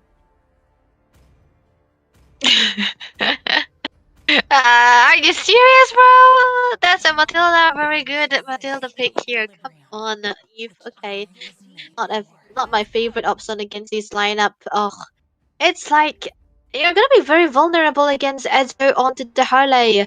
So now with the last pick onto hands of Agelia Bloom, they actually went for the Iristel, which I did not expect. I was hoping into the lines of what is that? The Harits. But what is Rahul gonna go for here? Is it gonna be a high loss? Much needed. Much needed though. Because Purple Haze will be kind of reliant right there. But hey, Matilda might be it as well. So we might be able to see the Matilda or we might be able to see the Hylos. Hylos as well works very well, but they do have Cloud as their backup. So I feel like it's just not it as of now. And there you go. It is going to be the Matilda. It's kind of crazy how the tank junglers are up and not the supports. The supports are really coming in very slow. Yep, that's why Akai Matilda combination and on top of that is Arlot as well is really really coming in handy right now because with the help of the Matilda, like I said, it's a very very comfort hero for Lemonade during his peak days. He's gonna be picking it out as well. It's gonna be very good for them because the setup is there, the damage is gonna be there. A Julia Bloom with the Gatot pick, I don't know. It's gonna be tough to play the Gatot Kacha against the Akai or even the Matilda because they are not really an immobile hero. It's definitely going to be good against the Yif, or of course, but only that. Other than that, the other ones are very, very mobile. So it's going to be tough to catch anyone at that point of a time. Uh, and that is the reason why I feel like the Katot Kacha is going to be on the video equalized rather than going in for a vengeance probably, or even a flicker. That could be the reason. So let's wait and watch what the teams are going to plot. And with that, ladies and gentlemen, are you guys ready? Because this is the first match where the teams will be trying to get the badge, because last game it was a clean sweep. This game, only time will tell. Yeah, clean sweep, and then a bit of a balanced up into the draft that we have seen right now here in this another semi-final that we are witnessing, best of three again. I feel like the lineup is definitely going to be in favor for the side of YZ just because of the Matilda and the Akai. That is a very great combination already, right? And on to the other hand, for the side of Azalea Bloom, they do have big kill pressure. The laning will be so much better for Inopino rather than for Marcy, because that is a Paquito going against an Arlott, and Arlott's gonna be so much squishier. He doesn't have the damage reduction that the Paquito have, so I'm kind of expecting EYZ to play around the Arlott first, because whatever they do, the Claude can actually lane against for himself. That is a wink onto the Claude, unless his job is to not die, and that is definitely gonna be the win con for the side of EYG. And it's gonna be same scenario for the Azalea Bloom side as well, because they know that they have a damage dealer into the XP lane side. They can actually play for him. That is true. That is so true right here. So let's see what is it going to be. But the threat of Valentina would be there as well. So I feel like the teams will have to take a bit of a slow turn, maybe possibly, towards the mid game. But let's wait and watch what the game's gonna look like, because it's just the first game. And with the first game, there could be a lot happening. Even at the last game, I do remember the follow up was just falling down, back and forth. Both the teams were trying to pick up the win, but they were losing it as well, then picking it up back again. That could be the scenario we might be able to see, because these are the teams who have climbed so high right now, and they are in for a semi finale. They are in for the spot at the final. So let's see what is it going to be. That's what we're waiting for here right now. A bit of a pause coming there from the side of the players as well. But hey, we have time to discuss onto the draft as well. But right now, this time around, Azalea has been so good into the early phases of the game, but they will be able to play so well, trying to rotate around the map, will be very, very active across all the things that they have been doing. But when it comes to the late game minute mark, they will be struggling to handle all their situations. That will be a bit into the tough side, because usually when you see teams that are good into the early phases of the game, they would want to end the game as fast as possible. So Azalea Bloom is into that side. Meanwhile, for the side of EYZ, they are actually good onto the later part of the game, where the lanes are actually gone away, and they still have time to play the long lanes department as much as possible. So I am hoping them to play in that way. This is two different kind of teams with two different kind of playstyle. That is true. And on top of that, both the teams are in for the same thing. So let's see what is it going to be. Looks like maybe either of the team will be facing some situation onto their hands. That's why there is a delay. But ladies and gentlemen, don't go anywhere. We are yet to see the first game, and we are yet to know who is going to be the finalist. Now that we kind of know, we got a first finalist. That's going to be the side of Team Shadow Esports. Let's see the next who's that going to be. Yep, third place is still available for them, so whoever loses this will not be out of the game as much as they think. But they still have third place, like you mentioned. Eternal Esports are waiting for them. I think the finals is gonna be SDES who are waiting for them. So that's what I'm actually waiting for here. But with Shadow Esports being so good into that game, first game that we have seen, I'm pretty sure they will be able to bring out something here again to the finals too. So both of these teams, Azealia Bloom and EYG, they need to know that their opponents that's gonna be into the finals are very, very good into whatever they are playing. So they have to be very careful when they are going there. So this is gonna be the decider on whether who's gonna be the better option. So let's see what will happen. And now that both the sides are ready, let's see. I'm really very. I'm just out of words to say. Yeah, they're actually taking their time. I think you can blame it on EYT actually, because um they are the one asking for a pause. I think. Yeah, maybe. But yeah, they just want us to yep. But yeah, if we talk about their game sense as much, I think the micro. I think that Blue is a team that plays together as much as possible. Oh, there we go. There we go. We are into the. Hey, it's gonna be a bit late though.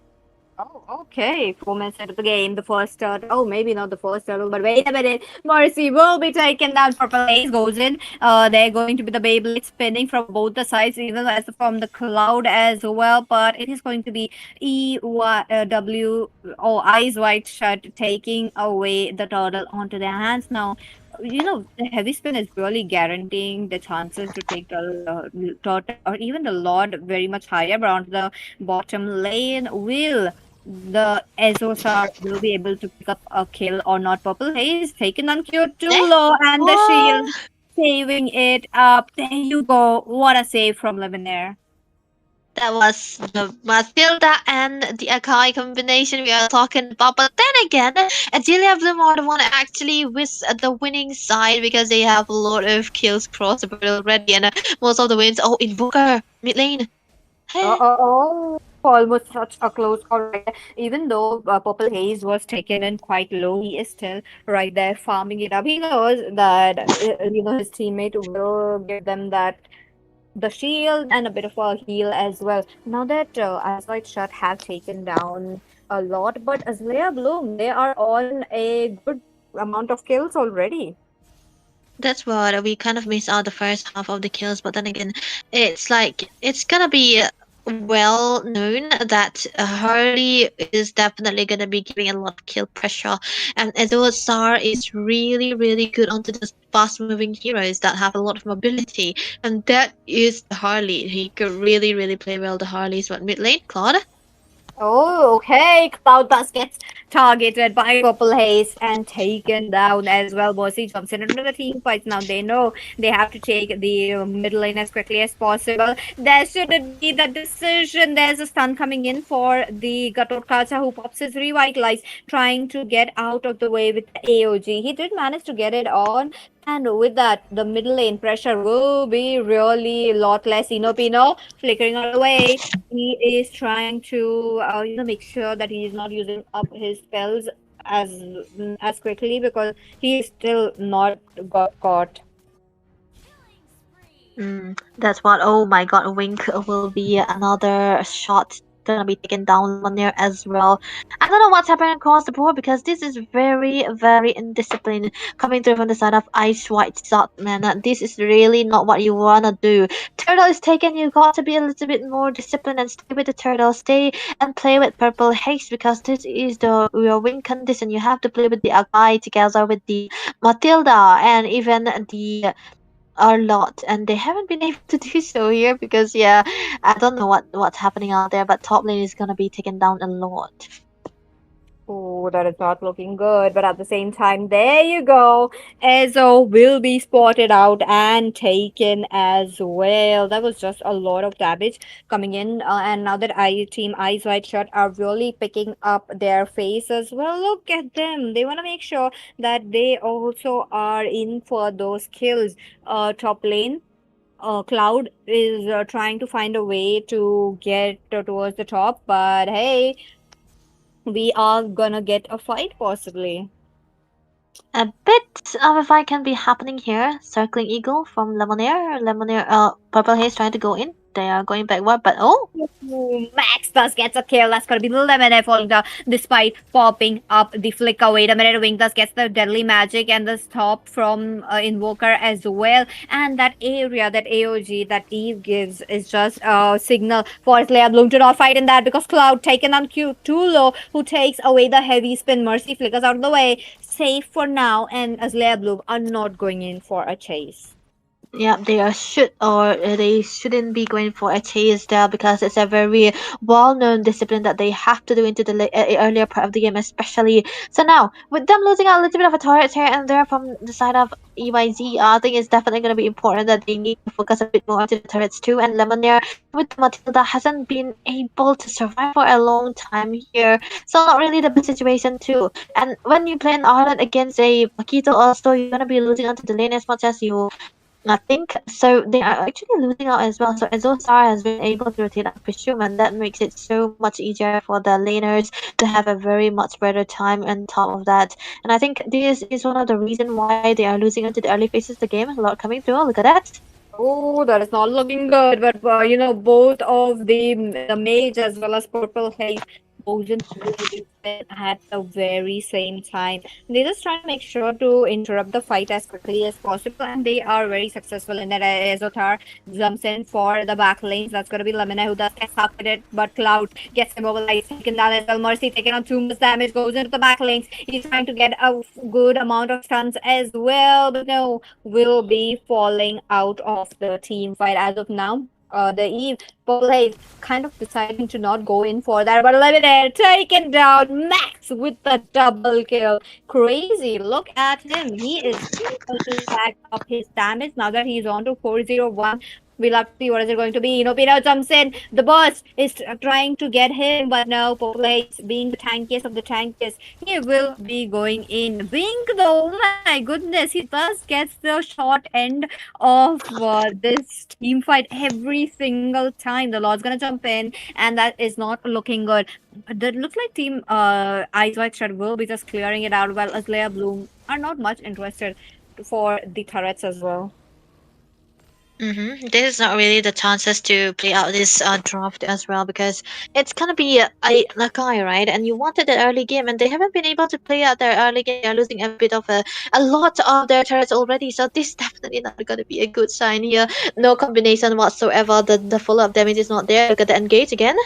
Oh, Circling Eagle trying to get a good positioning, that to a very safe position is there, right? But wait a minute, onto the same note, Cloud though picks up the, heavy spin once again. There you go. Azalea Bloom are not trying to go in, but rather trying to get a poke as quickly. Energy! There you go! Gets a knock up onto two people and, taking on too much turret damage. That's going to be Invoker taking the kill off this Karotkacha. Mercy is trying to find a way while Max playing it very, very safe. Lemon trying to give a very good the comeback right there, but Cloud, he's just not allowing them with the heavy spin into the back lanes. That's going to be Invoker taken on quite low because of Pino. Max jumps in. He knows this is his chance. What? There you go. Wink with the BMI, but gets posted down. Circling Eagle once again comes in, but sorry, that's his mobility to get out. And yep, Lemonade taken down. Kind of a weird situation to see there. It's only 12 minutes of the game and they're already losing all the bottom turret. Eyesore, man. Eyes white set. I'm gonna be setting my eyes, but nevertheless, a top lane will be taken away by Azozar as well. He was able to survive with 1 HP even with the amount of engages that have been happening. Eyes white set, I think it's time they wait just a little bit and not go for the fights. Mercy.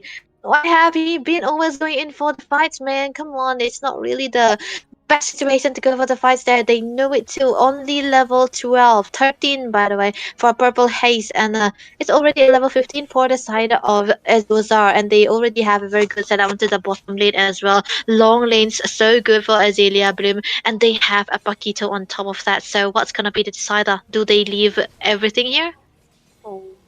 I mean, if they do leave everything here, they have to go towards the defense mode once again. They will have to try to make sure that none of the inhibitors will be falling down, which is quite a lot when you're talking about the second lord jumping in. And this time around, as Leah Bloom will be interested taking down those turrets. So let's see what is it going to be now that the teams are trying to get up with the victory, as Leah Bloom playing it out so well with 18 kills onto their lead. Now that Ezosar is actually getting the right person at the back lanes as well.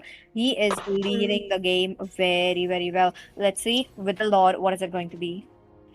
That's what I'm waiting for. Actually, not really the best scenario for the sign of eye to white shot here. The Lord will be marching into the bot lane, which is the weakest one right now, and still very good sets have been coming through from Purple Haze, right? So they have to play a little bit for him. Lemonia a bit of an reverse extension coming through from his side, but look at Edo, man. What?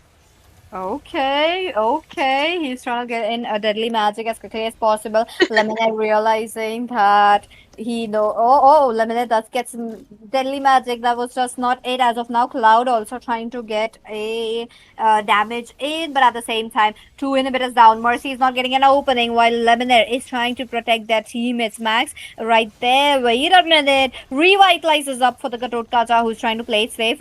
Pino goes back safely with a sliver of HP while Rahul is trying to find an opening as well. Mercy, they know they have to give a bit of a space towards their own teammates to clear those minions.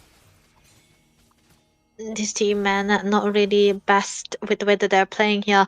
5 deaths already for an Arlet who wants to play for Arlet. But yep, I don't think there will be ways for Ice White Shot to come back because Wink is, yeah, he have a bit of a farm, but he doesn't really have that much of a farm that needs to be done, and he's only level 14. Okay, engage. Oh, there you go. Looks like Team Azalea Bloom are lacking a bit of members, and Ezosar will be taken down. That is quite a lot at this point of the game because you will have to play it safe. You will have to make sure. Because for Harley, I do feel like there is a certain point of the power spike. But wait a minute, Wink will not looking in a good position. Max, though, it is a monster kill. There you go. Max trying to get Ah, something more as well. Double kill for a Mercy. good victory. But Cloud will be taking the Sugar. shot and will be fallen down. Purple Haze does have the support from Lemonaire. They are trying to get an end. Azalea Bloom, look at that. They have the chance. The minions are following. And with that, Eyes Wide Shut, they have to go on a defense mode. They have to clear the minions. Wait a minute. Onto the backlines. Lemonaire will have to go back. Revitalize is there. While Max continuously is Oh, ditching out damage. There's one cannon minion still left. What is it going to be? There you go. Oh, base down. Azalea Bloom for the win. Azalea Bloom, man, definitely well done. Early game wasn't the best, and late game wasn't the best either for the side of Ice White Sun. Oh man, this is really, really fun to see when Ezo is able to pick up the heroes that he's so fast on, he's so good in playing. And even though they got a shutdown on him, I don't think there was a way to regenerate for that because it was already too late for even Mercy to have a damage, for Wink to have damage, because you can see that they were the one with the main damage sources and they were the one taken down into time and time again, and that's not really the best case scenario. And as you can see, the lineups were looking so perfect anymore, even when the combination is there. Like I said, high execution heroes, high execution synergy, and that is a very risky comp that they were playing. And when the early game didn't work, it was completely lossless at the still till the very end. If I'm looking at the results screen as well, looks like Max will be picking up an MVP. I mean, understandable. He was just there right around to pick up the crumbs and more like dealing those damage as well. Really played it well. Really loved how, the farm that they got. But goodness, Azalea Bloom for a match point. Match point for Azalea Bloom, one more, and they will be able to meet the final boss SDS into the finals there. But yeah, they still have the eternal esports into the lower one, into the third place one. But other than that, I think it's definitely gonna be a good sign if there is time for Ice White Shot to make a comeback because their combination is not really good. And for this time, I feel like the draft should be changed a little bit, where they have to play not a really complicated one, because you can stick with the simple draft. It's okay. That is true. That is so true right now. So let's see if they do stick up with a bit of a simple, or is it going to be, oh, ACB this time around will be banning up a Kalea once again, understandable. But at the same time, I feel like there might not be a respect ban. More than that, the meta bans will be setting in, and there you go. It's gonna be a, you know, Mm. Korea, interestingly. And on top of that, they are banning all the heroes that could be, potentially a threat. Like the Moscow is gone. I feel like the glue, yep, the glue, and possibly the god as well now. Glue again. Wait, Azalea don't have the first pick again, is it? Okay. Um. So Freya and Glue ban again. They are sticking to the same band that they have. Okay, now Yeah. for EYZ. No, no, no, for not for Angelia Bloom. Did they ban the chip? Oh wait, it's actually AYZ who banned the chip. So Adriela Bloom with them taking away another hero. Wait, what can they remove here? Paquito, Phobias, but I don't think they will play those heroes though. Obvious, most likely. Possible. Oh, there you go. Okay, there we go. Phobius will So, be there as a pan. Now that we know, I do believe a mate should be here. a mage Jushin, right? Can also be an option. Cloud he was really comfortable onto the Jushin for a long while too, and I presume he can actually play it here too. Other than that, Baksha is still out there if they want to ban it. Ezo is really comfortable onto the assassin rather than the utility, so they can completely ignore it and try to go for a bit of a focus onto the mage as well. Hmm. Paquito is also an option, right? Because Inopino was really comfortable onto the Paquito. Martial Oh, instant. Okay. okay. This is also a very good bands that are coming in from the side. I mean, both the sides, interestingly. So let's see what's going to be the first pick. Now, talking about the first pick as well, we do want to know if that's going to be something onto a tanky side, or is it going to be, oh, Zushin. Finally, there you go. It's going to be, Zushin coming in as the first pick. Now that the Zushin has been established, what is it going to be on to the counter? Is it going to be a Lilia, or is it going to be something like a god onto the mid? Oh yeah, yeah. Invoker's really comfortable onto the guard, which is one of the reason why that Ajela Bloom was they were banning it away into that game number one. I think okay, Wink and Mercy trying to go for the similar kind of draft again. Paquito should be a very solid option here. For Wink, it's still gonna be a Claude. He's really comfortable under the Claude. Here with the Paquito already onto the other side, I think it's definitely gonna be easy handleable when they pick away the dragon, if they wanna play the dragon. But it's gonna be a bit too early, so they might wanna focus a bit onto the maybe Hylos? roam side. Yeah. I'm thinking of a Hylos jumping in. Oh, but before that, it's not going to be a carry, but that's going to be a Arab getting locked on Inopino, trying to go for a, cross play so that, Mm. they, even if the Paquito clears the lane very quickly, he needs to do the same. So kind of going in for a that is actually a good choice right here, but I would prefer an Hylos though. Hylos, Hylos is very good here, but it's gonna be so much better for Lemonier as well, because it's because of the what is that, the Harris, that is one of the main reasons that I like the Hylos coming through here. But then, if you pick up the Hylos, I think there's no wrong in pick up the Hylos now because if he doesn't pick it, Rahul can actually. Oh wait, he wanted to go for a bit of a comfort, huh? Okay, no problem. But this means that they need a bit of a tankiness from purple haze again, no? That is true. They do need tankiness, but I do feel like, when there's an Atlas popping up, the Belleric should be banned, or maybe AZB can go in for a Belleric as well. Mm, Belleric. It's like a hero that go for the re-engages department, right? Or the disengaged when there's always a lot of dive. It's not really a bad idea to play the Belleric here too. Oh, okay, they can ban it away. Rahul the Destroyer. If he gets his chip banned again, yeah, that's a big respect. I don't think chip is necessarily banned when you play an Atlas, no? Because you can actually try to counter out the way that the chip is being played. But then again, maybe it's because of the movement speed that he have most of the time and the heal that's making it so much annoying for the teams to play against. So for Agilia Brim now, they can ban away the mages here. What do they ban though?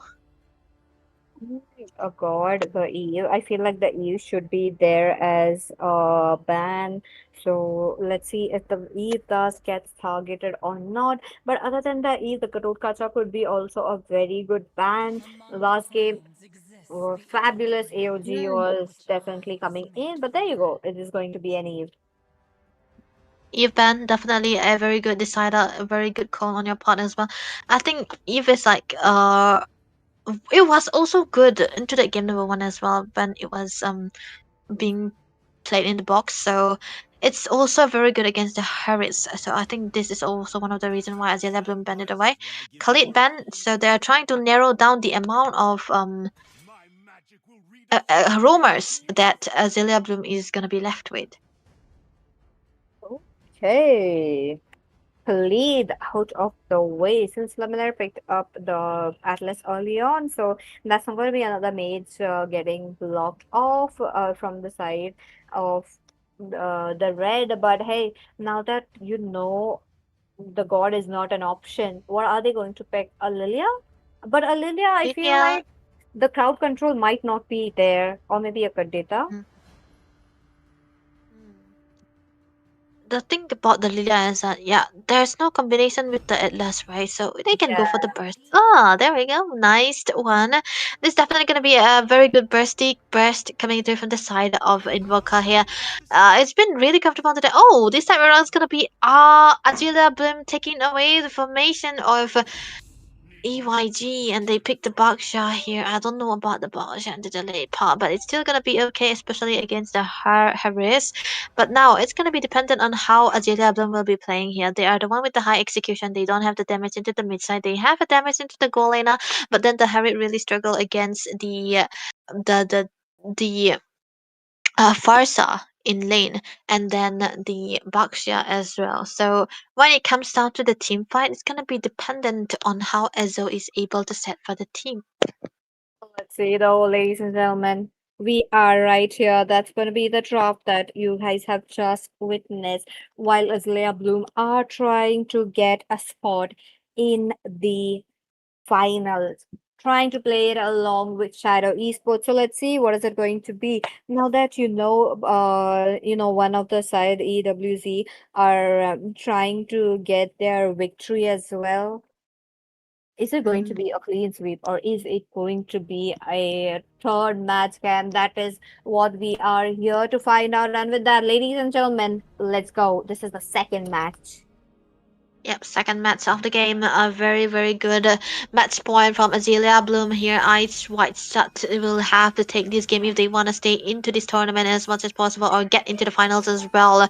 Mid lane, a bit of a control coming through from Lemonade, one of his comfort picks right now from the Atlas. Again, a bit of a vision here and there so that he will be able to provide the aid and get to the level 2 as fast as possible. The focus is actually onto the goal, into the XP side. Yep. Oh, there you go. We might be able to get the first blood right there, but the Matilda is there as a good amount of support. Now, that kind of a support, oh no, wait a minute, Mercy though, thus gets attacked by Pino playing it out very aggressively right there. Now the teams are looking forward for a kill right there, but at the same time, it is a Bakshia, so I do feel like the gangs not be coming in very quickly. Yep, Flicker already banned from Inopino. Very good maneuver coming to from the side of Ice White Shot here. They're trying to force onto the Paquito as much as possible so that they will be able to have a good lead onto him because it's a Paquito who have a kill pressure onto the other lanes. But now Lemonade just trying to walk around the corner so that he will be able to give out the vision onto Mercy for Mercy. But he is still safe because he cannot be catch upon when he is into that form. And that's what they are abusing it for. The turtle will be up right now. Level 4 is absolutely necessary for the XP laners here. Invoker though have to fly away because he hasn't been getting the level 4 just yet. But when he get the level 4, it's definitely going to be a good conquer onto the turtle. That is true. Let's see which roamer will be getting the level 4 at first. But before that, Lemonade facing a bit of a trouble. But Mercy Oh, picks away the first blood already. A little bit of an off-camera kill, but there you go. The turtle is up. Ezo Sar is looking forward for a good retribution. Thus gets stunned up. Heavy spin comes in for Invoker, trying to target Invoker, but no, that fails as of now. And Team Azalea Bloom using up quite a lot of resources right there. They are backing off. They are not going in for the turtle. yeah, they are not going for the turtle because they know that without the availability of Inopino, they will not be able to do anything like that and onto the turtle. So now a bit of a pressure coming in again onto the top lane side to Purple Haze with the retribution able to steal out the small camp away. Not level 4 just yet for the Atlas. Lemonade has to be a bit careful mid lane. Oh, there you go. Look at Epic. that. Invoker getting killed off. I mean, Invoker getting a kill. That is the pressure of Forza, but he did have to burn out the flicker there because maybe he wasn't expecting Rahul the Destroyer to fly away there. But yeah, there is a basic knowledge, man. Come on. But on to the other hand, both the side lanes are actually onto the winning sides because they were able to clear out onto the golden plating here, especially onto the XP lane as well with the help of Lemonade. Mercy is able to do so much better than he did into the previous game so far, but now Purple Haze.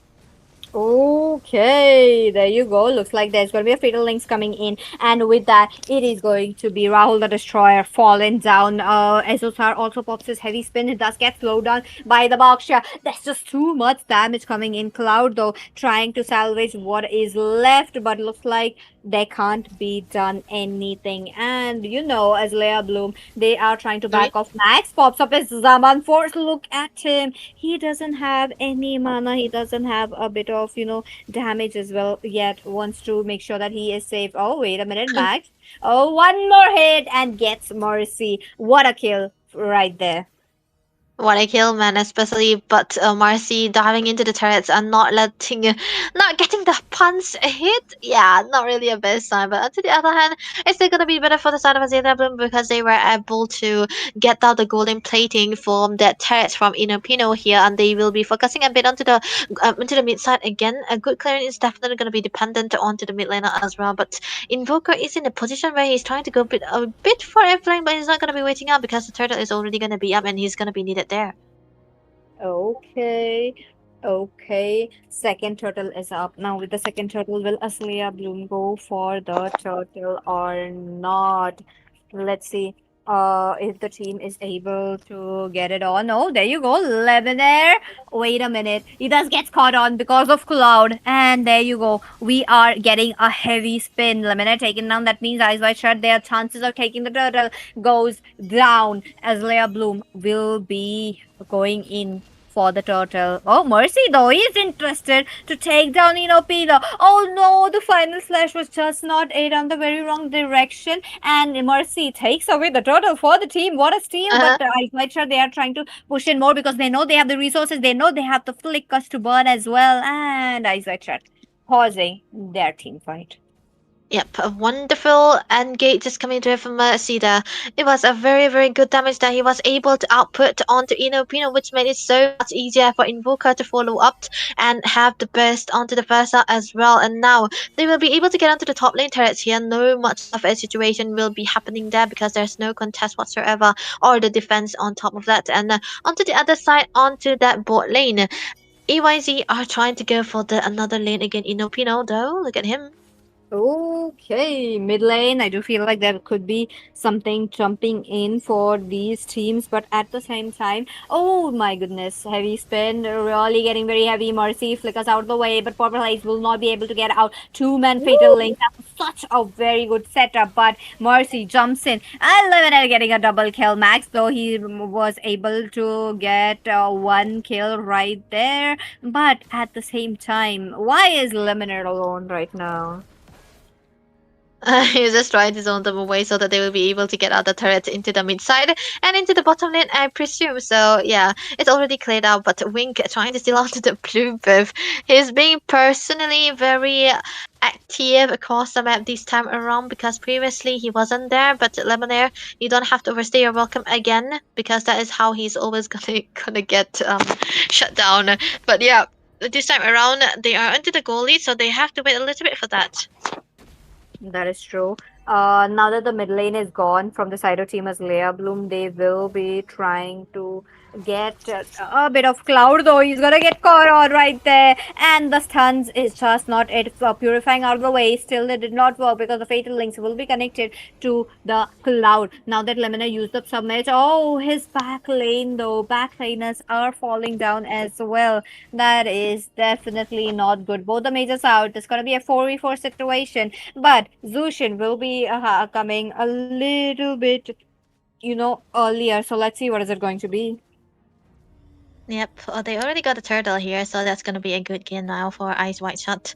They have both the lanes. They have three of the lanes. Outer turrets already taken away. But Lemon they are trying to give out Vizta.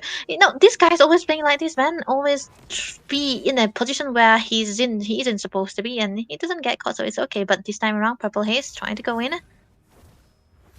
Okay, once again onto the back lane. Lemonade wants to jump in with a fatal link. Gets 2% right there. Max with the Saman force. He's dealing his damage. So the chrono dashes are helping him to get away from the fatal strike. But now Cloud gets one kill. Lemonade taken down quite nice. But as Leia Bloom, they are losing turrets, which is a bad sign. Yeah, not really a good sign, and this kind of combination is usually onto the losing side here. But Purple Haze, on the other hand, he is caught into the position. Look at that.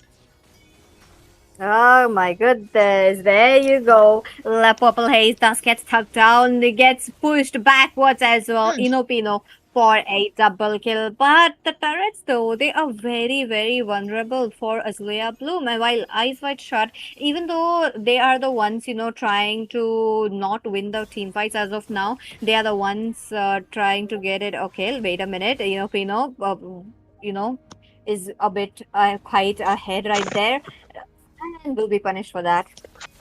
Yep, you don't have to be so ahead, man. This is exactly the same problem with Mercy onto the onto the Arlet, and this time it's the other side for Inopino again. But at least this time around, Azalea Bloom have a very good lead, so they a good respawn, not a good lead. Ice White Sun are doing it for themselves very very well, so they will be able to play into the side, into the lanes, into the turrets, not the turrets, into the Lord. And that's what they are trying to set up for. Wink onto the top side, trying to send out the minions so that he will be able to join onto the Lord fight, Lord best as when the timing is right. So with the Lord already up and the level lead for Purple Haze, this will be a good start for the side of Ice White Sun.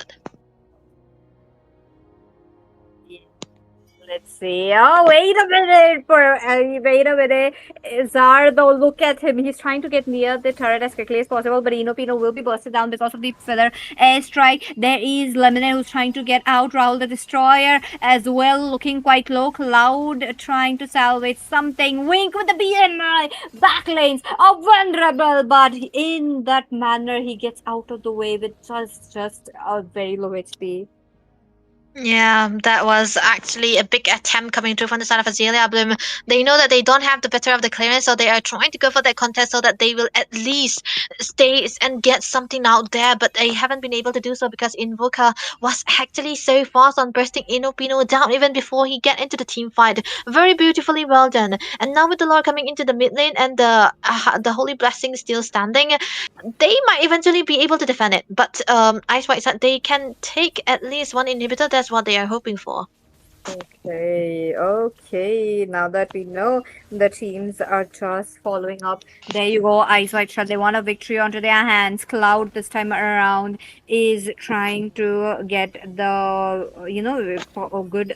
Wait a minute. Wait a minute. Lemonade. He doesn't have his flicker, so he's just a bit, slow. Invoker with a Federal Strike, so making sure that the team will be trying to target the turret. But Purple Ace gets the final flash.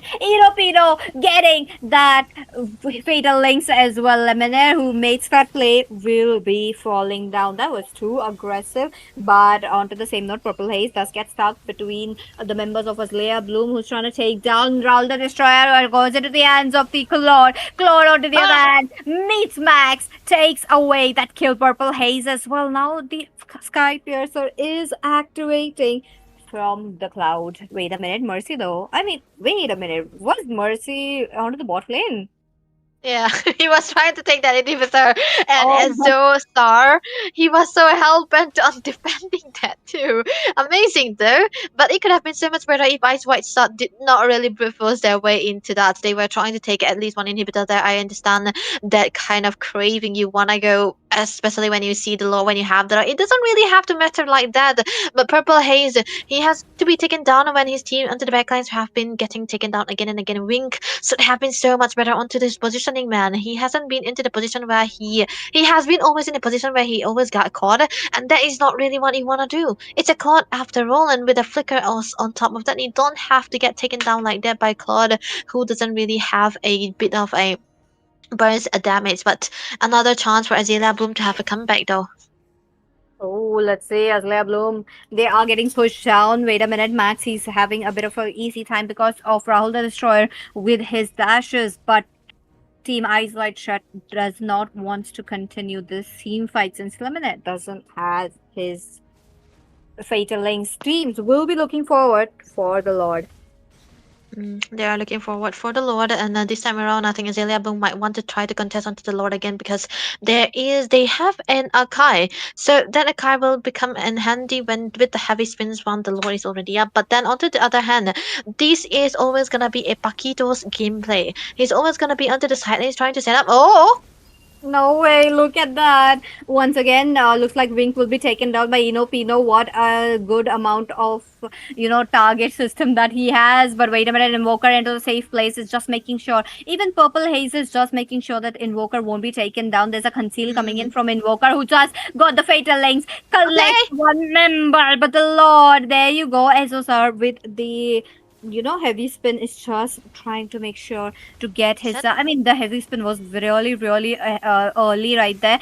There's going to be a stun coming in, but the stun is onto the back lanes. Purple Ace still into the team fights. Will Ezosar get that retribution in or not? But Purple Ace posted down.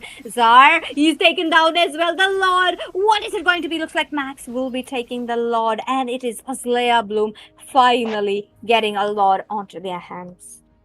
go for the reset, man. I don't think this is a very possible idea for them side for their side as well. But on the other hand, it could have been so much better if Mercy was able to get a pick off onto Claude, who is still on the Purify and he still had the ult. I don't know how he was able to do that.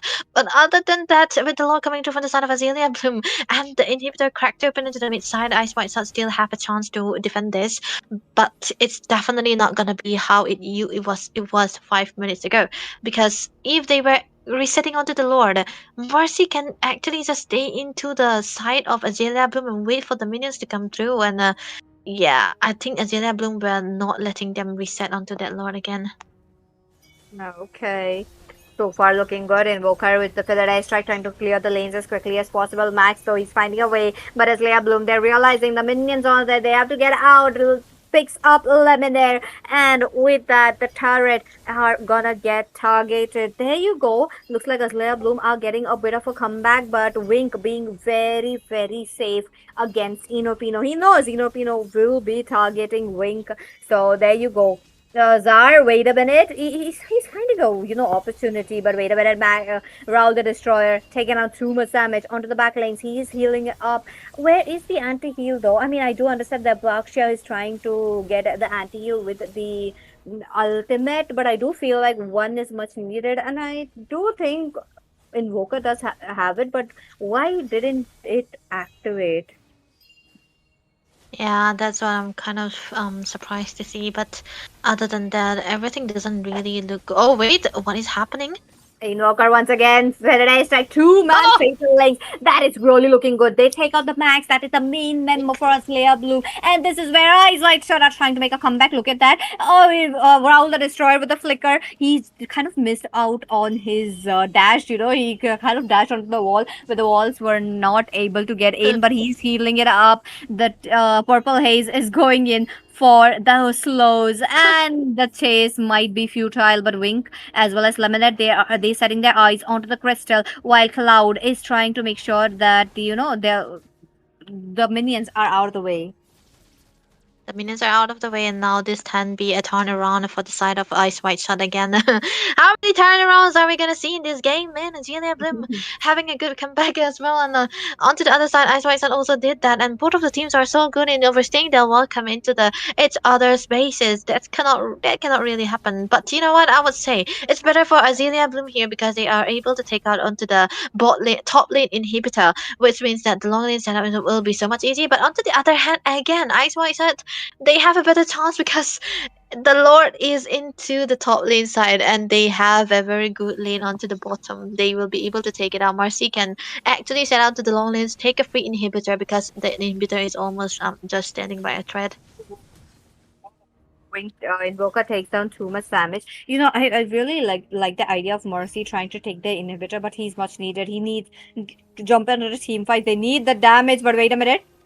Purple Ace, he's trying to get out of the way, but no, Cloud busts him down. They get a kill. There's no jungler for Ice White Shut. They don't have a mage as well. They have to back off. Lemonade, who has the, immortality, is trying to play it safe, trying to be there for the team, but for Wink as well as Mercy, that's not the case. Mercy busted down and Walker taken down as well. Purple Haze, my goodness, there's just 3 members less, while Azalea Bloom do have max onto their hands. More than that, I do feel like they should go in for the Lord, but they do have an opening to end the base. The minions are just 5 to 10 seconds away. Lemonade, what is it going to be? Lemonade is getting stunned up while Max is interested onto the turret. Look at him. He's getting targeted, but Raul the Destroyer are in for that. And Azalea Bloom getting the match in a clean sweep. What a game coming in from Azalea Bloom. Both of the teams, I would say, are playing like they don't have a mind of their and they're going autopilot, man. After that, all the fights that have been happening has been brute first, and they were like, whoever have the better goal, whoever have the better items will be able to find that win. And we can see this has been happening for both of the teams as well. And look at the MVPs or the particular teams, it's both of them onto the major side. But yep, caught really comfortable onto the Egyptian again, but it was so close for the side of EYG to last that long, and they haven't been able to find the end because they were so good in overstaying. It also happened for Azalea Bloom, but it happened to be a little bit late for them because the death timer for the side of Ice White Shut have already been long, and they were able to end the game that easily because of that. That's true. And on top of that, with Rahul having those heals, they did not have to go back and forth towards the turret, much. So that was also a bit easier on them, and the tanks are just tanking. So there you go. Looks like it's going to be Azalea Bloom versus Team Shadow Esports for the finals. But the third place decider is yet to be there. We still have to know if, the losing team that just played will be the third place in this tournament or not. So with that, ladies and gentlemen, let's take a break. Let's give the teams a bit of a breathing room as well so they can get ready for the next match. And with that, Debbie, let's go for a break. Yep.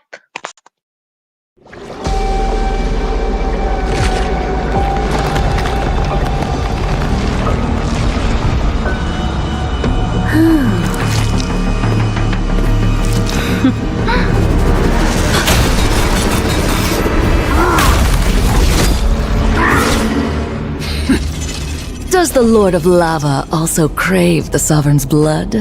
Fool! The tyrant's remains will only bring doom! Their brutal dominion, our warriors were corrupted corrupted into foul bonds of decay. Sovereign of the abyss, Obsidia. Her curse still flows within the Sovereign's blood.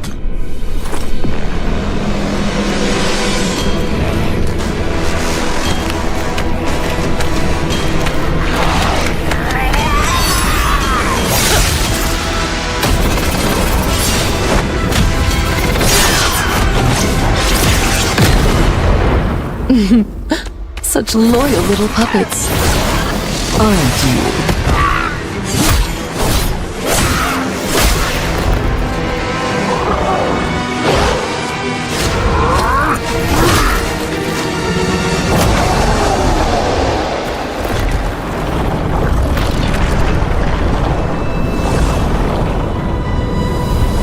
You are merely a puppet, no different from my spawns. Bow to me. Keep your throne, or be destroyed. The abyss bows to no one.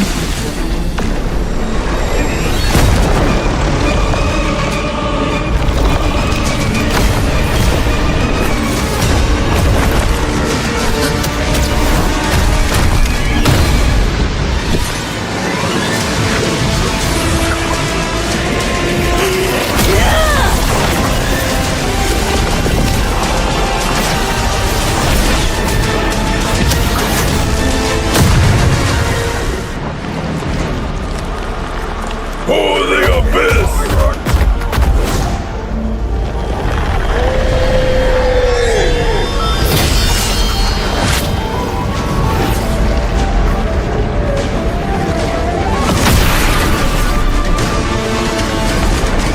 These wretched spawns reek of its corruption.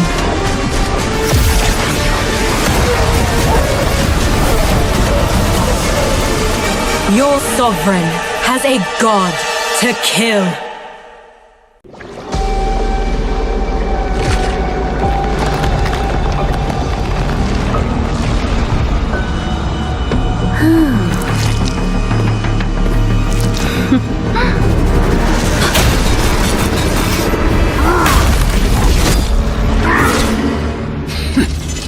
Does the Lord of Lava also crave the Sovereign's blood? Fool! The tyrant's remains will only bring doom! Under her brutal dominion, our warriors were corrupted into foul bonds of decay! Sovereign of the abyss, Obsidia. Her curse still flows within the Sovereign's blood!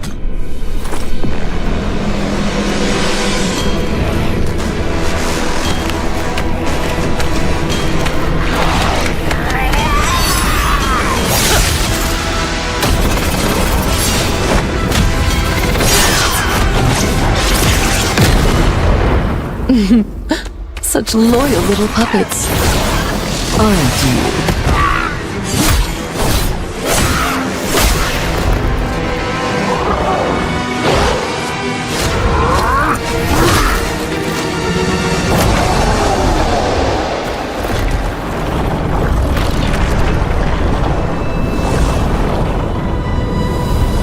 You are merely a puppet, no different from my spawns.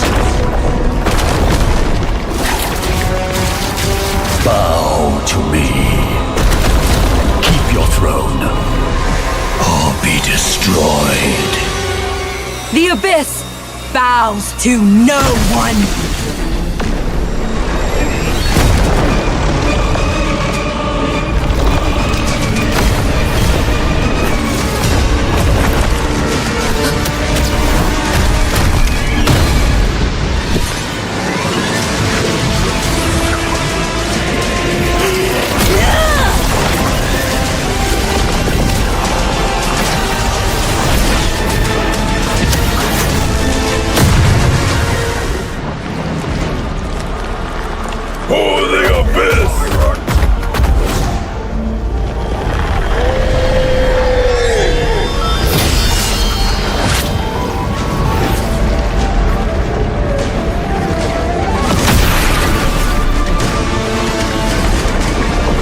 wretched spawns reek of its corruption.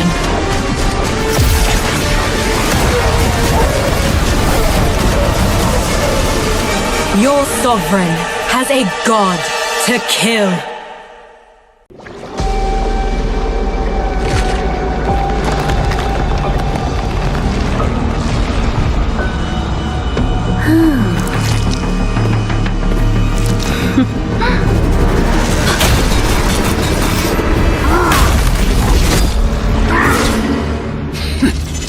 Does the Lord of Lava also crave the Sovereign's blood? Fool! The tyrant's remains will only bring doom! Their brutal dominion, our warriors were corrupted into foul bonds of decay! Sovereign of the Abyss, Obsidia. The curse still flows within the Sovereign's blood!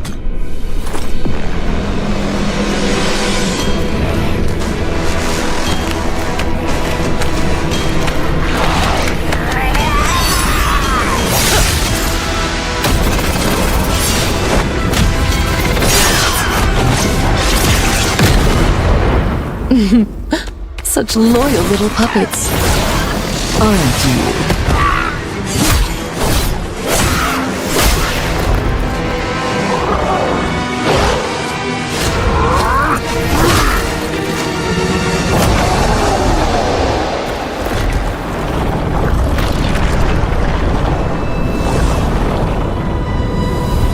You are merely a puppet, no different from my spawns.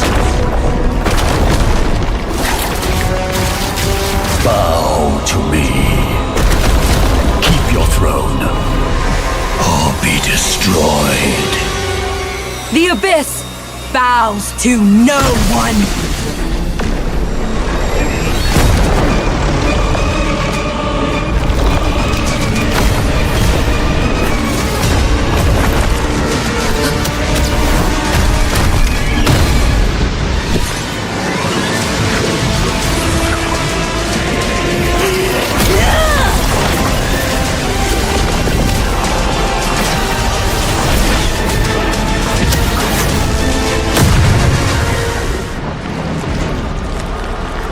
For the Abyss!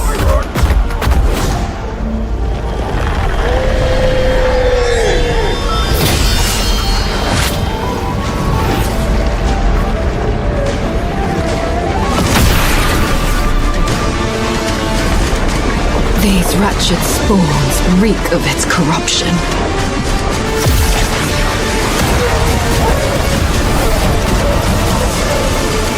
Your sovereign has a god to kill.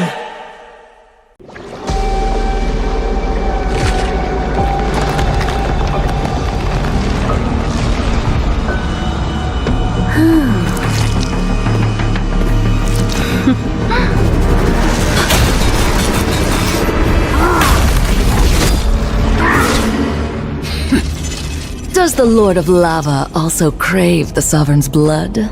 Fool! The tyrant's remains will only bring doom! Their brutal dominion, our warriors were corrupted into foul bonds of decay! Sovereign of the Abyss, Obsidia. The curse still flows within the Sovereign's blood!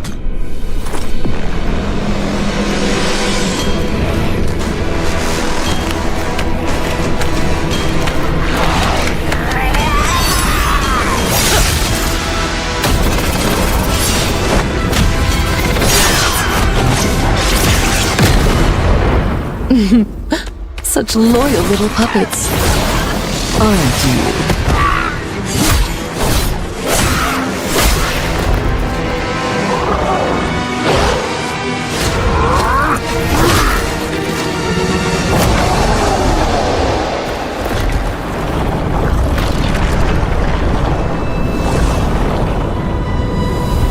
You are merely a puppet, no different from my spawns.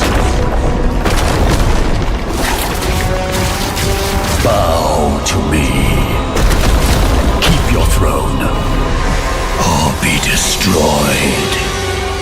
The abyss bows to no one.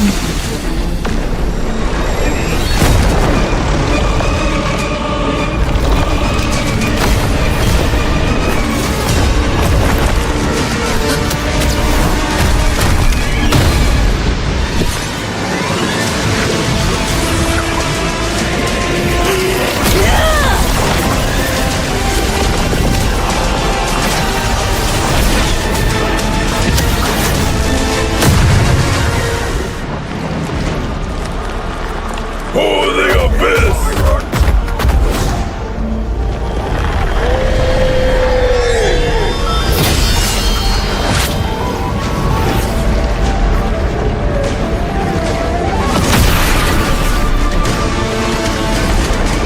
These wretched spawns reek of its corruption.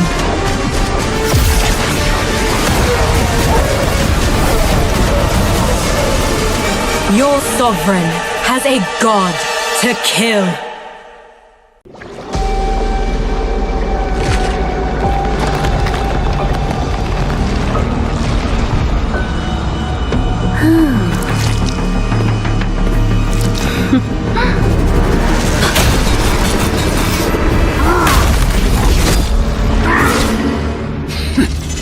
Does the Lord of Lava also crave the Sovereign's blood? Fool! The tyrant's remains will only bring doom! Their brutal dominion, our warriors were corrupted into foul bonds of decay! Sovereign of the Abyss, Obsidia. The curse still flows within the Sovereign's blood!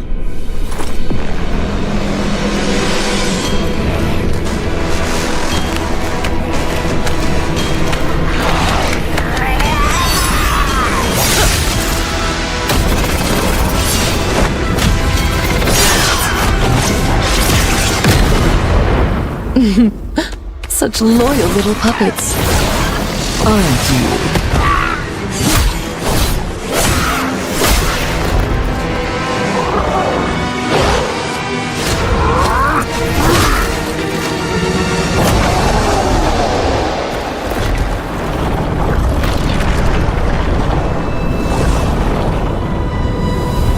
You are merely a puppet, no different from my spawns.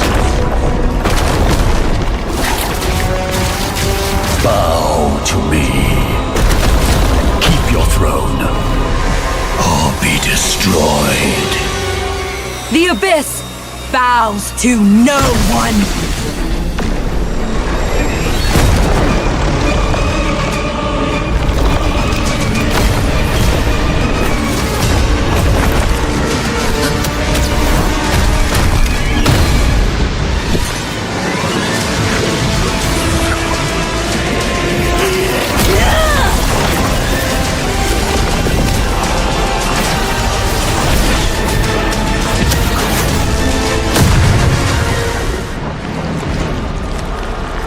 For the abyss!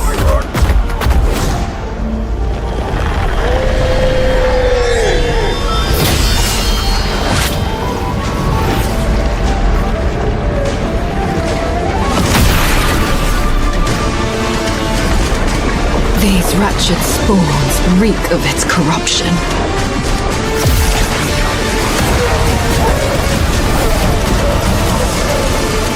Your sovereign has a god to kill.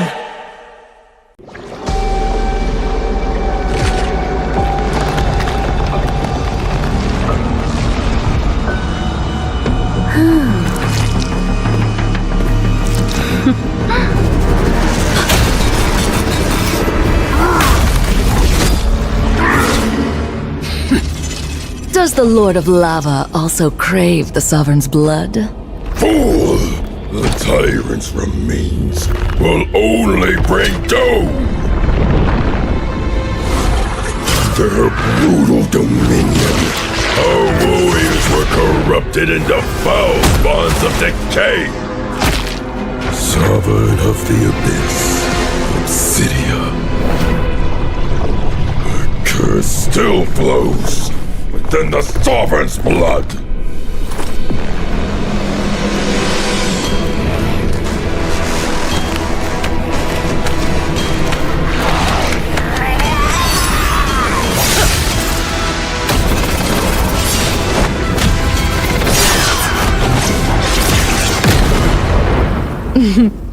Such loyal little puppets, aren't you?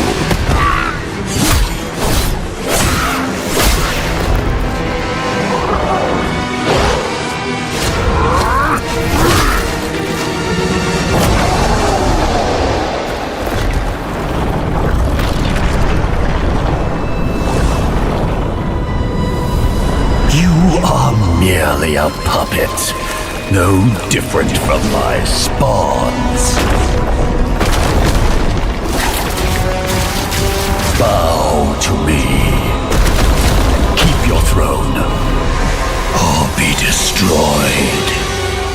The Abyss bows to no one.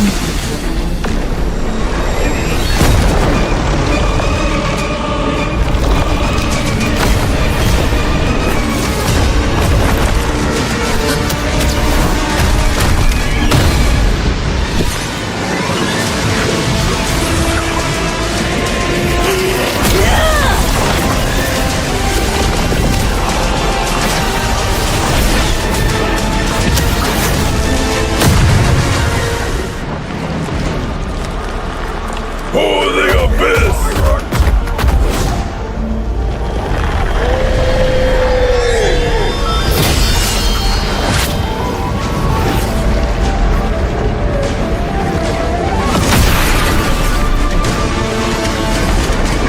These wretched spawns reek of its corruption.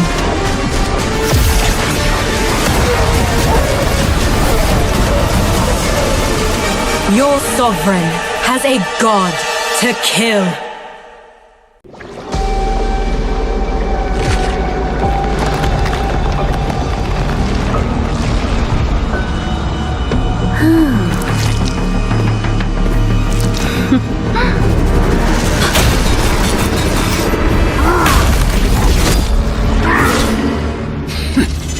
Does the Lord of Lava also crave the Sovereign's blood? Fool! The tyrant's remains will only bring doom! Their brutal dominion. Our warriors were corrupted into foul bonds of decay. Sovereign of the Abyss, Obsidia. The curse still flows within the Sovereign's blood.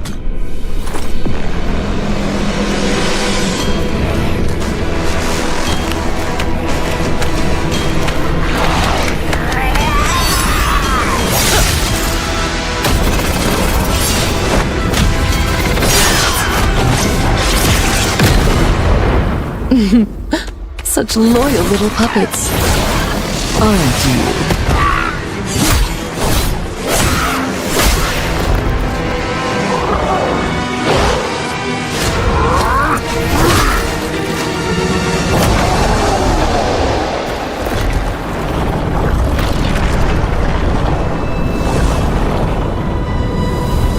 You are merely a puppet, no different from my spawns. Bow to me.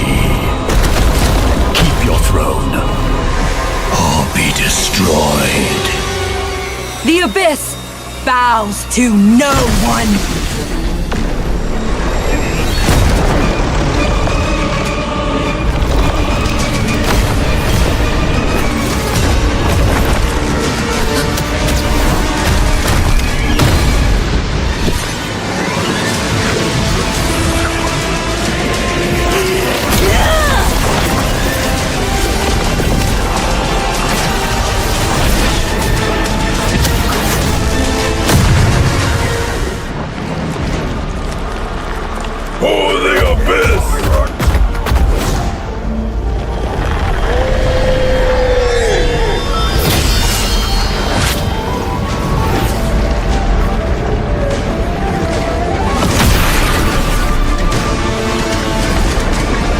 These wretched spawns reek of its corruption.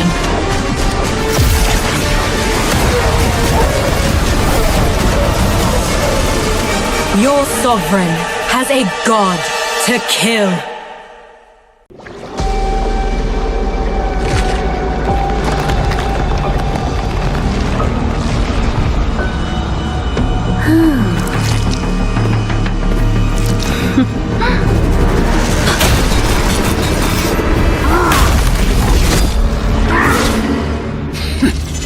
Does the Lord of Lava also crave the Sovereign's blood?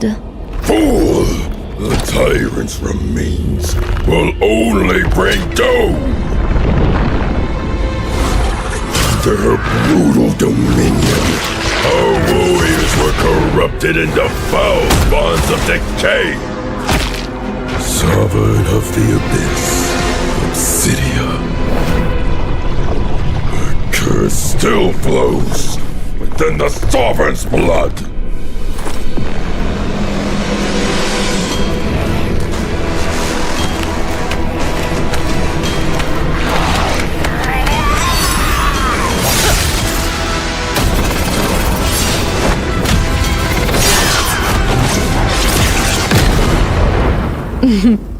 Such loyal little puppets. Aren't you?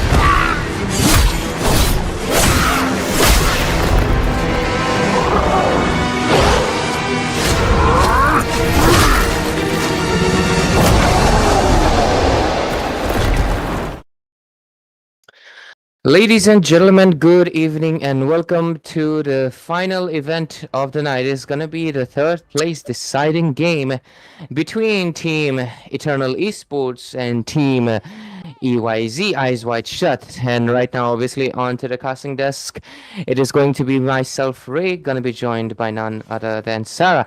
So, Sarah, it's a pleasure to have you here at such a late night in this third place deciding match of Throne of Dawn Season 2. Yep. Hello and welcome, ladies and gentlemen. And obviously, we are going to be facing this match in between these two teams. I feel like both of them have earned this spot. And unfortunately, what's this name? Team called Ice. They lost out in the previous one, and they will have to be fighting out this one. Quite a long day for them, I would say. But definitely, with the experience they have been showing in the ongoing tournaments, they are doing pretty well for now and should be fine for them if they win out this draft. And judging by the bans for now, we will be seeing those UB picks getting banned out automatically, and the Freya and the Marcel ban coming in from the side of NOC. Oh, sorry, And- Ice. It's fine, right? I mean, we do see the squad initials, but Yeah. it's okay, right? Anyways, so for now, we will be proceeding with quite a lot of targeted bans, especially from the side of Eternal Esports. They saw the previous games and decided, hey, well, let's just target their power picks and just make sure they don't get their comfort. I am a bit surprised, though, lately, Purple Haze, aka Saranmon, he's been actually it's such a bummer, man. All my favorite assassin junglers are playing goddamn Panda. Like, guys, he's just in the name Kung Fu Panda. There's no speed in that guy unless you consider the rotation, the way he spins it fast. I'm low-key so bored of utility jungle, Sarah. Oh my god. Where are their fast hands? That's what. These days, everyone is becoming so lethargic in this game. Everybody wants to play a tank until, that's just how the meta is. But unfortunately, the devs decided to buff out all the healers and the tanks. So obviously, we'll be seeing that in the meta right now. And if it's working out Someone for the in teams, Blacklist is working in the balance team, man. yeah, I know, right? They are definitely working it out there. And thanks to Philippines and Indonesia for giving us this amazing meta in India. We are very thankful to them for winning the Indian meta completely. But all right, we see the Harriet first pick coming in from the side of E2. They do like those Harriet picks. Everyone in the Bengal server somehow likes the Harriet picks, and obviously that I don't. is going. Yeah, neither me. Yes, obviously, but it's This is fine. for a reason. Yes, it's the comfort pick for these players, and they will definitely be looking forward to using it out in this game. And What other the than that, you hell? can see the Jushin and the Phobius playing it out together. and they are definitely going to be using it to the best of their potential. At last, though, a pretty good pick here against the Phobias can stop the Infernal Pursuits right at the moment of clutch. Other than that, we can see the Yeep coming in, and even that is a pretty decent, hitbox kind of thing. You can just lock the people down and then go in for the fight. So yeah, it definitely works out. It was so instant, honestly. I think it was very. They were already thinking through with the fact that they're going to be committing with the Atlas either way, or else it wouldn't have come so instantaneously. So I guess they had set up their minds, but giving away the Zushin to none other than Invoker, it's going to be a bit hard, especially if they do committing to any fighter that cannot get out of the way. I mean, Lapu Lapu and Sora are kind of immune, but still, they still have windows where they are not immune and can easily get picked off. And Zushin, despite the nerf, she still dishes out the damage, she still displaces you. That's going to be massive thing into the team fights, especially considering you do have the Eve and you need the kill box. Anyways, right now we're going to be shifting towards the second phase of the bans. They're really going down on the utility jungle bans. This might just be a Baxia or what, Suyo for Purple Haze. Perhaps that's possible. And other than the Suyo, he also loves his Leomord. It's one of his very comfort heroes right now. And if he decides to go in for that, it's probably, going to be a pretty easy game for the side of Ice. Other than that, I feel like Timitu also has a pretty decent comp so far, and the jungle pick is going to be the main defining factor. Probably they go in for something like the Baxia here, since they are banning out the Fredrin. They could also lock in the Leomord if Purple Haze doesn't already lock it in. Other than that, I feel like the Fanny? Sarah? What doesn't Fanny? He used to, right? Or am I mistaken? Like a long time. I don't think he ever did. Like, not in front of Damn. us at least. Damn. Oh, okay, I might be mistaken then. Honestly, like a bunch of the assassin players already do kind of play the Fanny, so I might be mixing it up.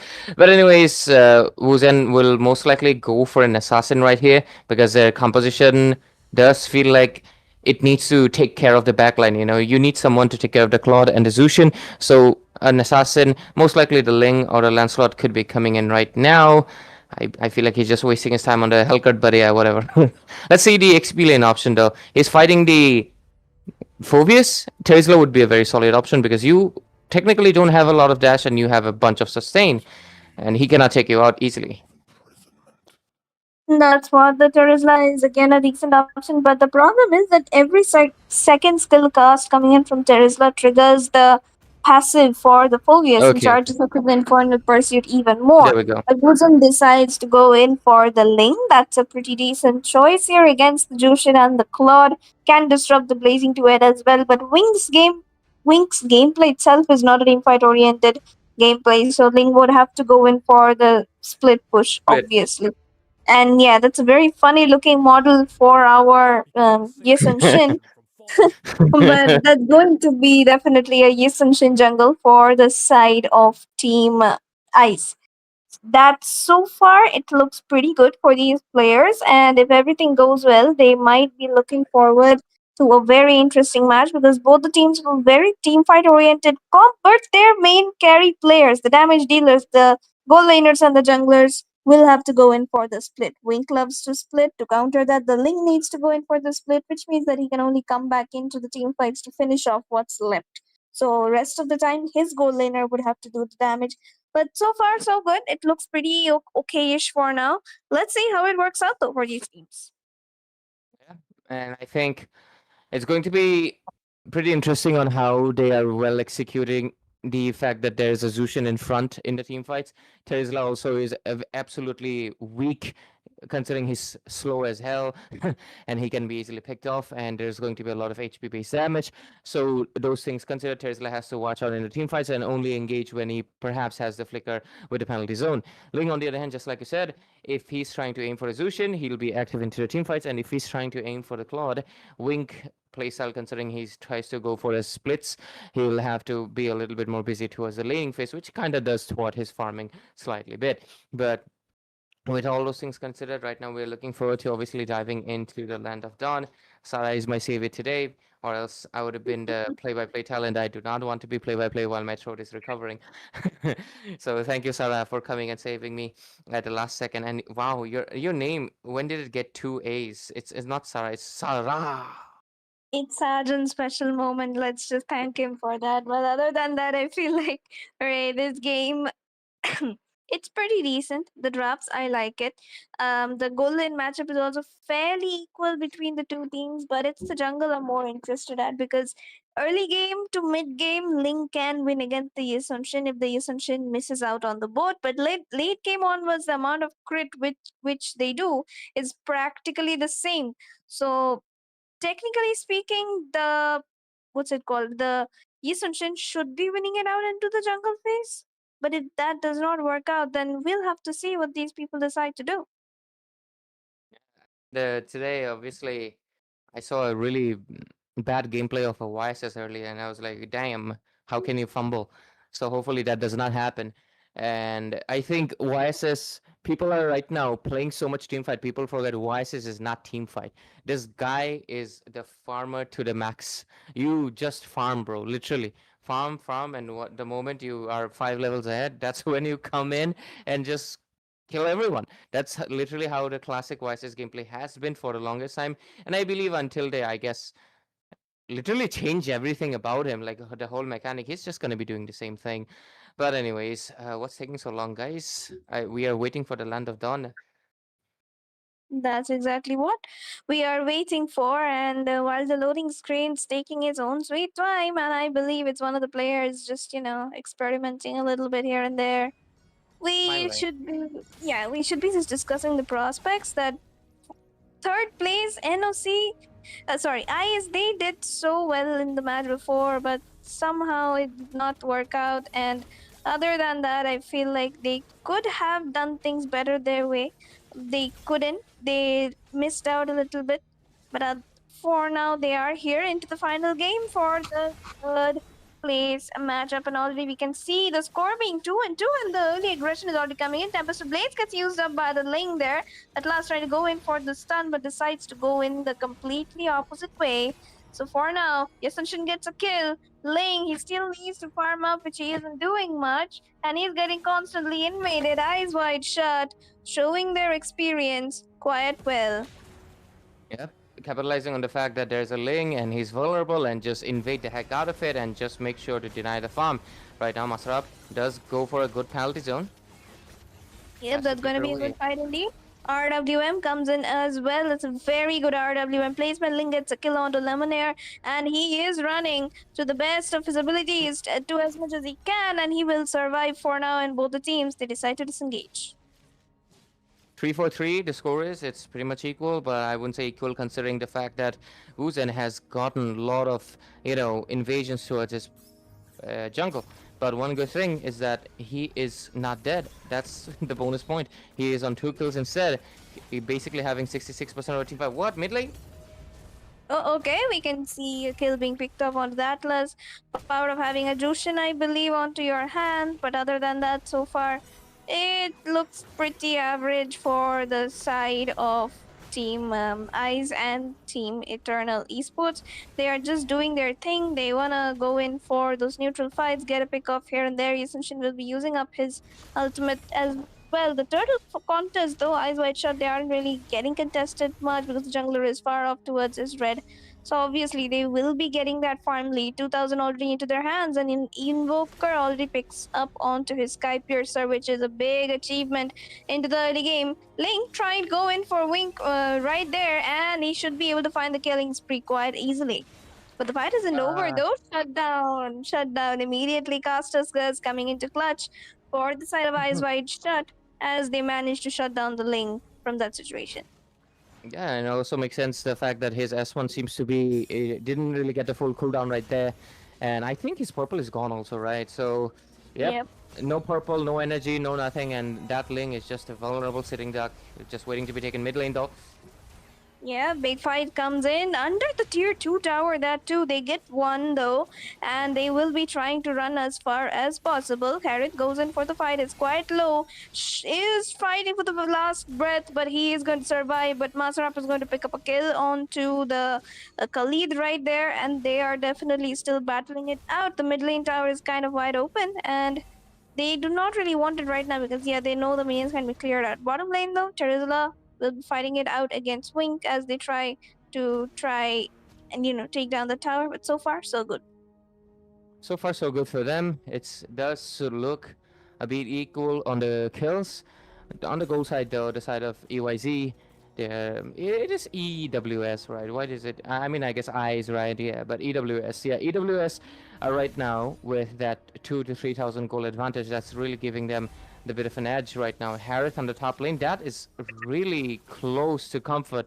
Almost got taken down right there, and they're Super. just losing objectives. Yep, that's what they are giving away. They're getting a kill here and there, but they're losing out on the objectives. That's where ICE is using their experience, and that's exactly why they are still considered one of the top teams of India, and they're definitely showing it out into this game because look at the way they're rotating. They are losing out onto a few kills, but they are not giving away those objectives no matter what. Yeah, it caught me up to surprise as well, the fact that they're in the third place, but I guess as Bloom tonight they were able to obviously secure the spot in the finals. But whoa, Phaeton gets taken away. The vulnerability of the Harith itself. Yep, that's gonna be the RWM, alright. And now Jushin is trying to disrupt the RWM by going straight to the backline. Lots of infernal pursuits coming in from Svolvius is going in 1v2 even. And he's actually alive in through the middle of all that. While the mid lane, Purple Haze doing the job of what an Ascension should be doing. He gets that mid lane tier 1. Fight is still ongoing. Invoker finds Terizla in the middle of it. And now they are going to be backing off and try to find the tier 1 and tier 2 on towards the bottom side. I think they're going to be able to most likely get the tier 1 easily, and right now tier 2 is also looking pretty achievable for them. Mid lane, the Atlas is obviously getting bullied. Oh, Blazing Duet. Yep, that's gonna be the Blazing Duet, and Team Ice, they are definitely going in strong into this game. They've taken down so many towers, and they are definitely trying their best to, survive as much as possible from the side of Eternal Esports, but they are definitely not trying to give any more kills. 5-9 is the score line, but Ice are somehow picking up whatever they need throughout the game. They are not missing out onto these scenarios, and they are definitely not trying to be giving anything away either. But let's see what happens though, because the game is still on, and there we go, another engage onto the bottom side. The man force from the Harith, but it's not going to be enough for him to survive as Jushin picks up a killing spree for himself. And now the boat locks in. ISS trying to deal some damage, but it's an Atlas, so obviously he's going to be surviving for now. And so far, Team Eyes are looking to end the game pretty soon with the amount of goal lead they have into their hands, Ray. Yeah, I think considering the game was pretty much equal up to the 6-minute point, and then suddenly they have found their momentum to snowball and make it even roll down the mountain and make it an avalanche. I think this game is pretty much secure for them. Bottom lane. Oh, Bottom lane indeed, and oh, look at that. That's going to be Ice. Eve picking up a kill onto the Khalid. Jushin still kind of alive, trying to deal some damage onto the Terizla, and she is going to be finding that kill. The Eve, though, triple kill for the Jushin right away. Power of the Sky Piercer into play now. The mid lane inhibitor is wide open. What can Eternal Esports do is going to be the question. They managed to defend that inhib, but for how long? That is the main issue now. yeah, they're basically right now down to the last bit, and this is where Ling is basically his weakest. No purple, no jungle, can't really go outside, vulnerable as heck, and the only thing he can try to do is split push, but guess what? To do split push, you need the energy, and this is where the Ling pick just basically becomes a burden on your team. The only thing he can do is right now wait for a team fight where he can just go with the Tempest of Blades and capture a few kills perhaps, or go just be a utility at this point by providing a little bit of knock-up if they do make a set with the Atlas. So it just feels like Eternal Esports, they cannot really win this game at all. That's what they're being brutally getting. honest. Yeah. They're just being like way too pressured for their own comfort right here, and that's the main issue that's happening right now. And Eyes Wide Shut is using that advantage to their full benefit, and they are not giving away even a single resource to the side of Eternal Esports. Look at the mid lane pressure. All five chunk literally sandwiching the side of team Yeah. Eternal. And look at that. They already get the inhib. They're trying to chunk down the base as well as much as possible. They're looking for everything godlike for the Jushin right there. They're using up all their skills. Link finds a shutdown in the middle of all. But can they really go in for anything is going to be the question. But Team Eyes are marking They down the can't. base as much as possible. They are ending the game. They secure the third place, quite possibly, if I'm not wrong. It's a best of three series, right? So That's the we three. have, Yep. So the one yeah, point. Yeah. 1 point we got on the bag, and right now they gotta go for just the one more if they make it a sweep. While the side of Team Eternal Esports, they're gonna be trying to climb it back up as much as they possibly can. And this is why Zushin is superior, guys. Genuinely, I was very awestruck when they gave away the Zushin like that. That too to Invoker, who can obviously play the Zushin. If it's someone like, I guess, Bait or something, right? I mean, I'm sorry, I just casted the godlike game, and that he's the first one that came. But yeah, the point is that if you see their hero pool, he's less likely to pick it up and go for a damage kind of a mage. Zushin does the shot damage, but a lot of people consider in the utility tier, right? You can leave the Zushin out, but in a match where it's kind of pretty much obvious considering it's Invoker, leaving the Zushin away was a very bold move, and that definitely costed the game, honestly. Because, let's be honest, if you cannot deal with the Zushin, your fertilizer cooked. Exactly. I am a daughter of Northern Vale. Your team I swear to protect it till my last breath. That's the thing, front lines are cooked when you give away the Jushin, and now you're trying to just, rely on sustenance from the rest of your team. But if that also does not happen, then you are really in for a very bad day. And we are back into the second game already, and that is the Akai and the Freya bans coming in from both of these teams. So definitely again a UB centric ban.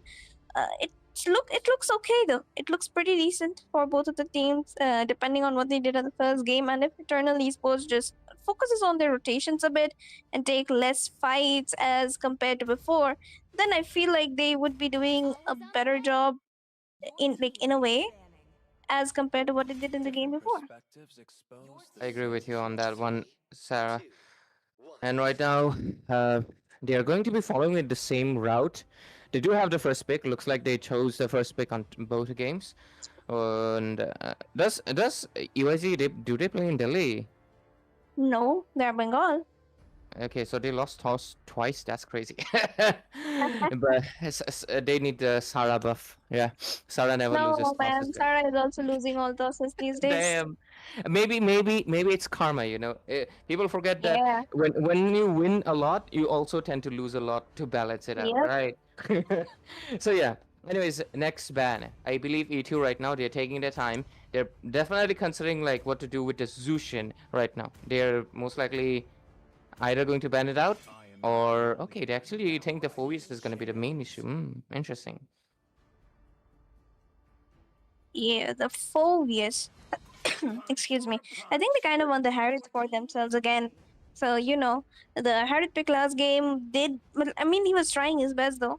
And the Phobius was definitely creating some issues. So they decided to just ban it out this time so that there are no issues. But if they still cannot manage to get some advantage into the game, then it will be the main problem. But other than that, I feel like the Phobius ban is justified. Yeah, it is And justified. yeah, that's what. It is very justified considering it is a hero that is obviously has been into the meta ever since his release, mainly due to the fact it's hard to kick out a hero who is like very pivotal on maintaining heroes that dash around. Looking at you, Minsura, how did you fall off? But yeah, they give away the Zushin once again. I hope they have the response. If not, this is going to be another easy victory for none other than Invoker on my wifey. God damn, she's so pretty.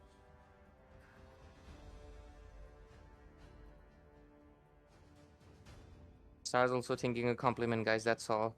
Give her a few seconds. That's what. Yeah, just holding it on as much as possible. But yeah, a very nice jungle pick coming in from the side of Lemon Air. But what can we even say? That's a Claude pretty much, because Claude is one of those broken sheets that just work out towards the goal lane. No matter how hard you try to catch him, you can't catch Monkey Man, man. That's the thing. And Harith versus Claude is the most classic goal lane matchup that you can even imagine. Glue being It happened targeted. twice. So nice. Yeah. We gotta do it twice. Yep, But that's okay. the thing. Now they're trying for the glue though, and the glue is one of those heroes which you do not really want to give away for क्या कहते हैं उसको, for the roam position especially. Yeah, yeah. And if that happens, then it's a very difficult situation for the side of team and eyes as well, because glue is one of the heroes they do struggle against as far as I have seen. Yeah, and Um, it's Zushin is also actually someone that struggles with against the glue itself because well, it's hard to pick him up. Second, he gets on top of you, and Zushin cannot exactly pick someone that's on top of her. So yeah, in a way, the glue is a very good pick. Lilia also, a lot of people consider her a bit of a counter against the Zushin. In truth, there is no counter of Zushin, but I think the Lilia will prove really effective if right now the side of Team EYZ they go for any of the frontliners, right? I guess Lapu Lapu does have a bit of immunity that helps him out, but other than any of the pesky frontliners, they're going to be having a lot of difficulty maneuvering against the Lilia itself, like the Khalid, I believe. Team is banning. That's what. The thing is that with these teams, you do not really want to give anything else in their favor. And if you do give it, then you will definitely be facing a lot of issues. And if you face those issues, then you do not want to be struggling when you're already 1-0. You just want to go in for the 2-0, and you do not want to be forced into the third game because it breaks your momentum, obviously. Yep. Khalid is here already. The Khalid Justin combo again broken on towards the mid lane, the Claude broken on towards the goal lane. So the side of Team E2 needs to think here. They need something to counter out that Claude. They need something to counter out the Jushin. They do get the Lydia and the glue for the Jushin and the Khalid, but what did they pick up for the goal lane? Because we'll definitely be seeing the Fredrin ban, so no frontline knockups that can take away the side of Team Isis Blazing Duet. That won't be sorted. Yeah. And if that isn't sorted, then they are going to be in a bit of a pinch. So obviously, they need to stop that Blazing Duet during the team fights. Your team Exactly, and a good ban right here because the Alice just completely eats up the the glue, and Debbie would have really approved of this one. And right now we're gonna be getting the next ban, which is gonna be the Fredrin as well. They do not want the utility, just like you mentioned, Sarah. And right now they even ban out the Leo mode, banning. targeting, respecting their hero pools as much as possible.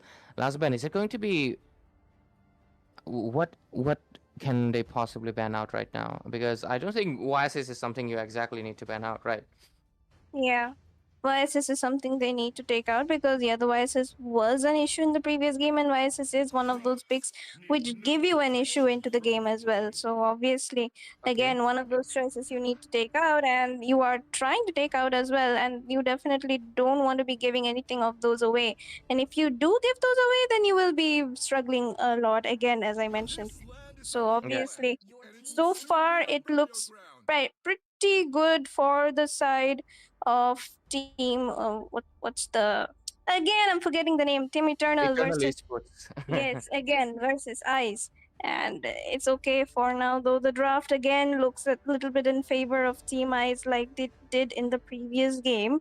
And for now, it's again the same old, story to Yeah. troll the Okay. Helgert pick and then pick up something like the Fanny, as we saw for now. And the last pick is going to be the EXP, I believe. And for Yeah. the Lapis, you can just lock in onto the Esmeralda if you'd like, but you need some kind of crowd control. So you're probably going for something like the Sora. Okay. Okay. Pretty solid option so far. They're really going for it, and Sora Lapu Lapu, obviously it's a matchup we used to see too much actually when he released. Right now, of course, his impact has gotten much lower, but it's still pretty good. Unlike Hirata, which unfortunately she's she's just not there, man. God damn it. But anyways, right now we're gonna be getting the Harley actually this time around. Like, oh, I'm not mistaken, right? The goddamn they revamped the Mm, skins and stuff. I swear they to God, did. They did. I do not recognize half of the heroes after all these revamps and stuff. And to be fair, I've been away from the game. But yeah, anyways, enough about me. The Harley is obviously going to be causing issues, forcing Lilia her black shoes earlier, which is going to be putting her in a vulnerable way because Lapu Lapu will get the easy way out, or vice versa, Lapu will force the Lilia. You get my point. So Lilia has to watch out her black shoes a lot more. And the Harith as well, after his Amanfos either gets baited out or something. Right now, they have to watch out for two things. And Glue, his involvement is also going to be very crucial. I haven't been, what do you say, haven't played Glue after, the whole revamp. To be fair, I haven't played a lot of heroes, but yesterday I played and holy hell, I see why. I mean, casting and seeing the things and then experiencing it yourself is so different. Like, goddamn. This guy is definitely broken, but yeah, one Alice Faramis Vexana cooks him. That's what. Liz Vixen, and especially Faramis. Like Faramis is just ultra goaded against a glue, and that's one of the reasons why you do not want to be giving away Faramis against a glue. But we see the game has already begun. The second game of this best of three of the third place decider, and if everything works out in favor of the side of Team Ice, they should be taking away that third place prize, and if not, they would have to play it for a third game. And if they play a third game, they will again be struggling against the side of Team Eternal once again, like they were doing a little bit for the previous game. But as far as this game goes, looks like they will have to be working around a Fanny, and they do not have the proper crowd control for a Fanny. So, what Yep. exactly they can do? It's just going to be most likely to overwhelm in the team fight, right? Try to win the team fight, so Fanny's just, forced to play the split lane push. And he's going to be able to get the purple right now. Sorry, the orange right now. Fanny technically can also go for the green first, right? But I guess she really needs the purple and just has to kind of, forget the current new rotations that's been on the go ever since the new jungle adjustment. And right now, the first blood is I'm really curious about because this time around Zushin cannot exactly pick off something slow. The glue is there, but glue does have quite a lot of sustain and dashes to get out of there. You can see she picks up, but not enough damage because of the split. Yeah, that's what the split did is one of those issues. But as far as my breath takes me this game, oh my god, the Khalid is definitely one of those good picks with the Jushin, like we mentioned in the draft as well. And the problem is going to be if the second skill sustain doesn't come. Oh, but the Lapu Lapu, look at the bravest fighter.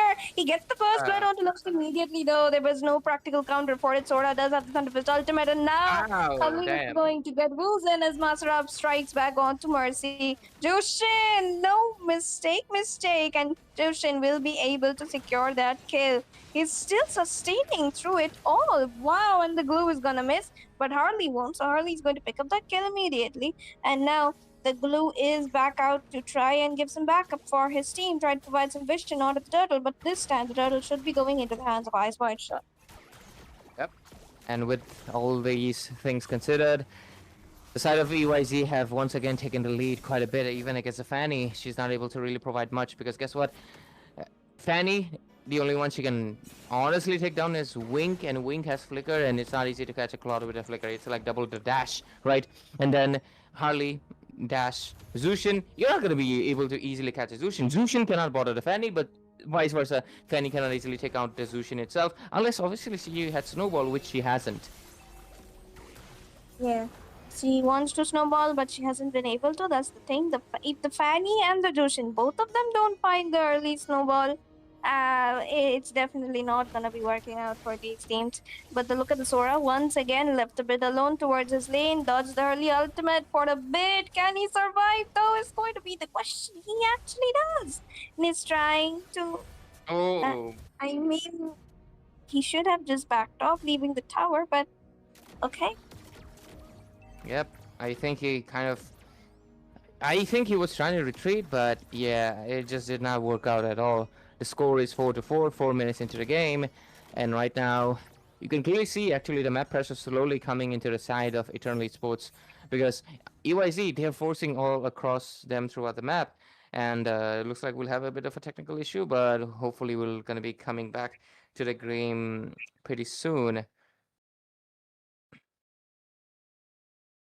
Yep, we'll be back very soon. But if we talk about the Okay, drafts, thank we God. told you, yeah, we are back. With this game, we told you it's going to be equal, right? And that's exactly what we are getting to see as well. And Eyes Damn, Wide it's a Shut, kill.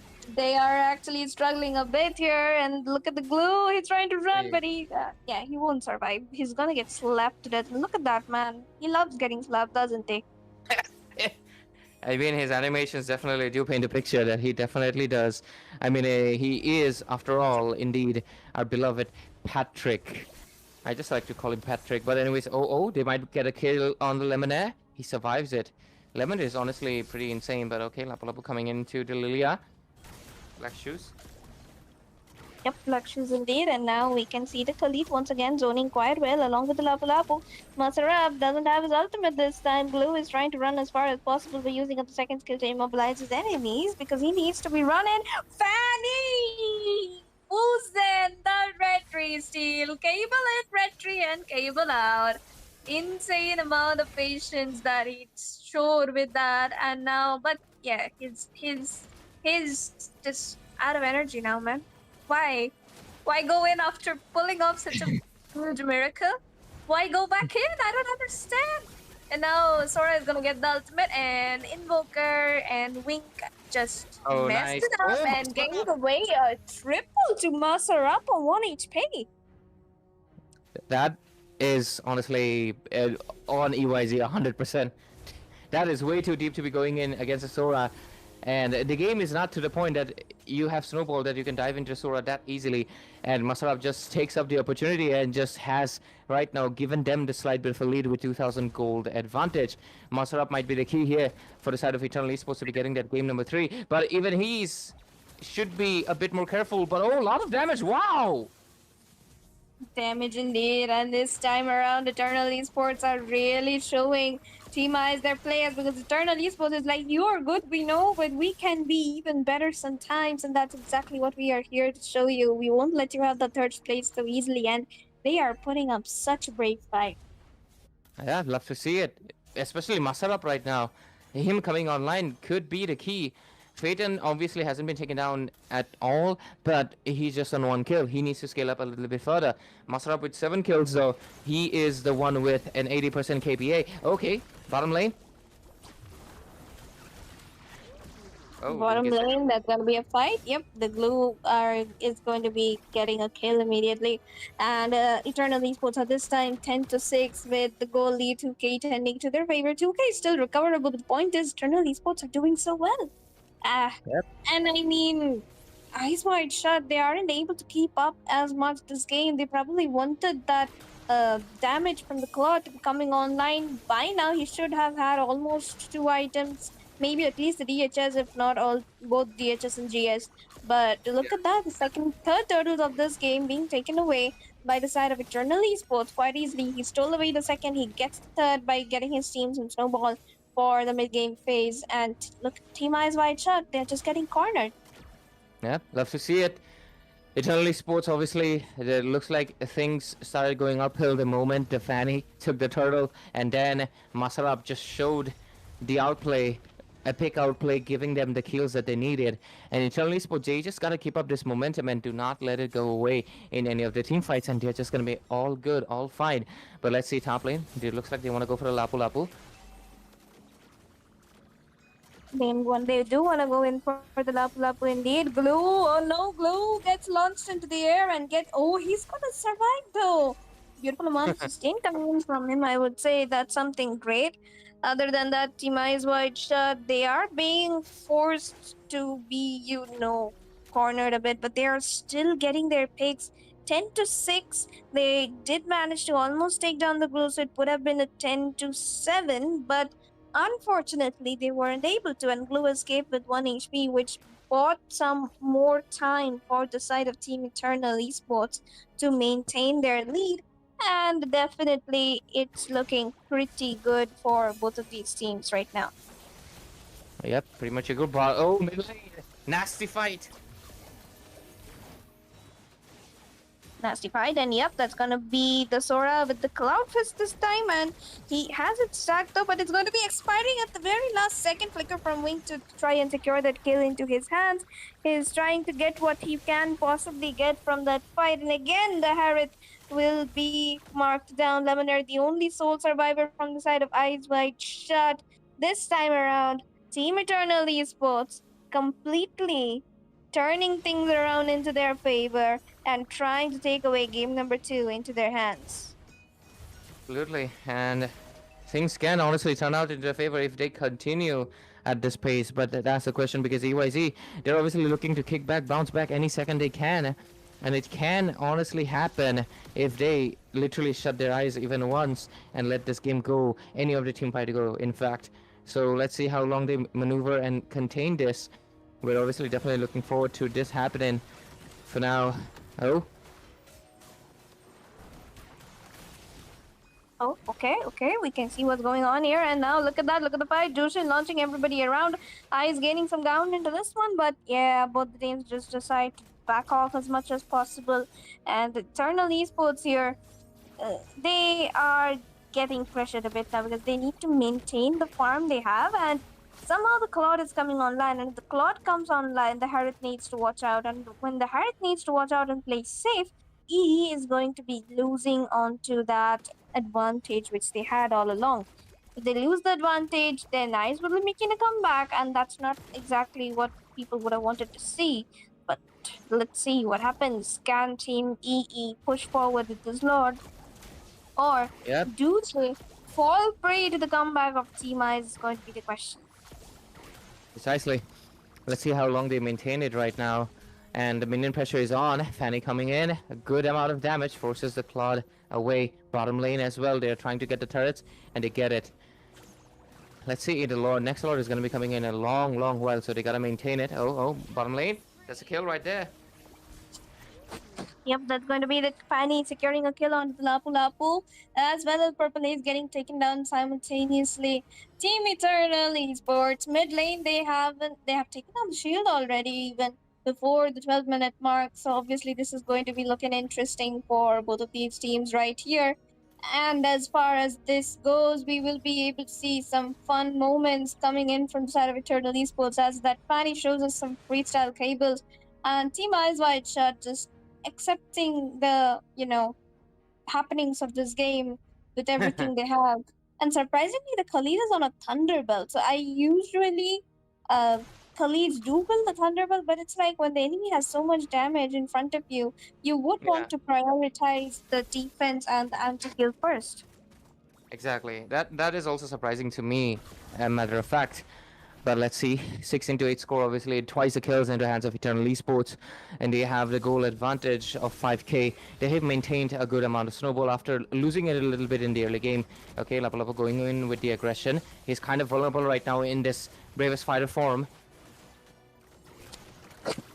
Bravest Fighter, and that's gonna be Team Eternal Esports having to back off because Sora and the Lilia are going to be caught out pretty low, and they do not want to risk anything before the Lord, which is going to be up in another 20 seconds. And now look at the Fanny. I told you he's gonna freestyle, and that's exactly what he's showing us. Almost burst down Mercy, but Mercy thankfully has the wings and the anti-press onto him. Saved his life then and there, but how long can he hold on is going to be the main question. And if they do not manage to hold on for long enough, then they will be in a bit of an issue. Team Eyes Wide Shut, though. Oh, they try to mark down that Jushin right there, but Blue realizes there's no backup for him. Oh no, the Lilia, she's getting her black shoes baited though. Wink has to back off, major resource being wasted before the Lord. Can Eyes Wide Shut use this to their advantage? Oh, that's looking kind of really bad for the side of Eternal after taking the game in such a lead. Fanny's not in this fight, but can she come in for another steal? Can she? Oh! Oh, my insane! God. She makes it twice in a row. And look at that. But Team Eyes, though, they do manage to find two into that fight. Invoker still sustaining, make that a three. But now Wink is gonna be quite low, but he has the damage. But no, the Fanny comes into clutch, finding the second kill for himself, but he doesn't have the energy to chase. And Phaeton dodges away the basic task at the perfectly perfect time to bait out the Claw, to chase him down, and for the Fanny to absolutely burst him as fast as possible. Yep, immediately things have changed, and bottom lane, Phaeton just okay. sees Lemonaire, captures him away with his Aman Force, and with this, all the sides of Team Eternal Esports are doing perfect, and they just gotta maintain this pace. And can we see the builds if possible? Because I want to see if Andy should be having the Mortality or the Rose Gold at least, making sure you do not get taken down by a whip of course, the Harley or the even a Claudia Yeah. resolution itself, because her getting That's taken right. down would be very bad right now, because she has been, I mean, obviously Wuzen has been a key in getting those objectives in the last second when you least expect it, and it's going to be really, really important to maintain this. But how to end is going to be a big question. A lot of teams maneuver to this point against good teams. Ending is hard because they keep on defending, and until they make a mistake, and when you commit to the mistake, you basically lose out the game. They have to make sure this doesn't happen for them, for the side of Eternal Esports. They wait for the load, they secure the load, they go for the lane sinks, they keep on pressuring until they get the inhibitor, and then just go for the disciplined way to end. Any haphazard actions will get punished immediately. But look at that, Blue. Oh. Okay, Blue is the one getting pressured. There's a lot of resources being used up onto him, but where is the damage? The Claude is trying his best, but he gets backed off right Harley onto from that back. team fight. Yep, Harley though, trying to mark somebody, but does he find one is the question. He doesn't. He needs to back off himself. Oh no, but the Fanny finds one. Fanny is gonna be finding Oh, Harley. mercy. Phaeton gets the kill onto the Lapu Lapu again. This time around, Invoker will be forced to ult off to safety. Khalid has to protect her, which means the side of Team Eyes Wide Shut is under an immense pressure right now to defend this wave. They do not really have that kind of wave clear except for the Claude and the Dushin, but no, the Claude, very bad incoming position, I would say. Khalid using up the ultimate defensively just to stay alive. Fanny! No!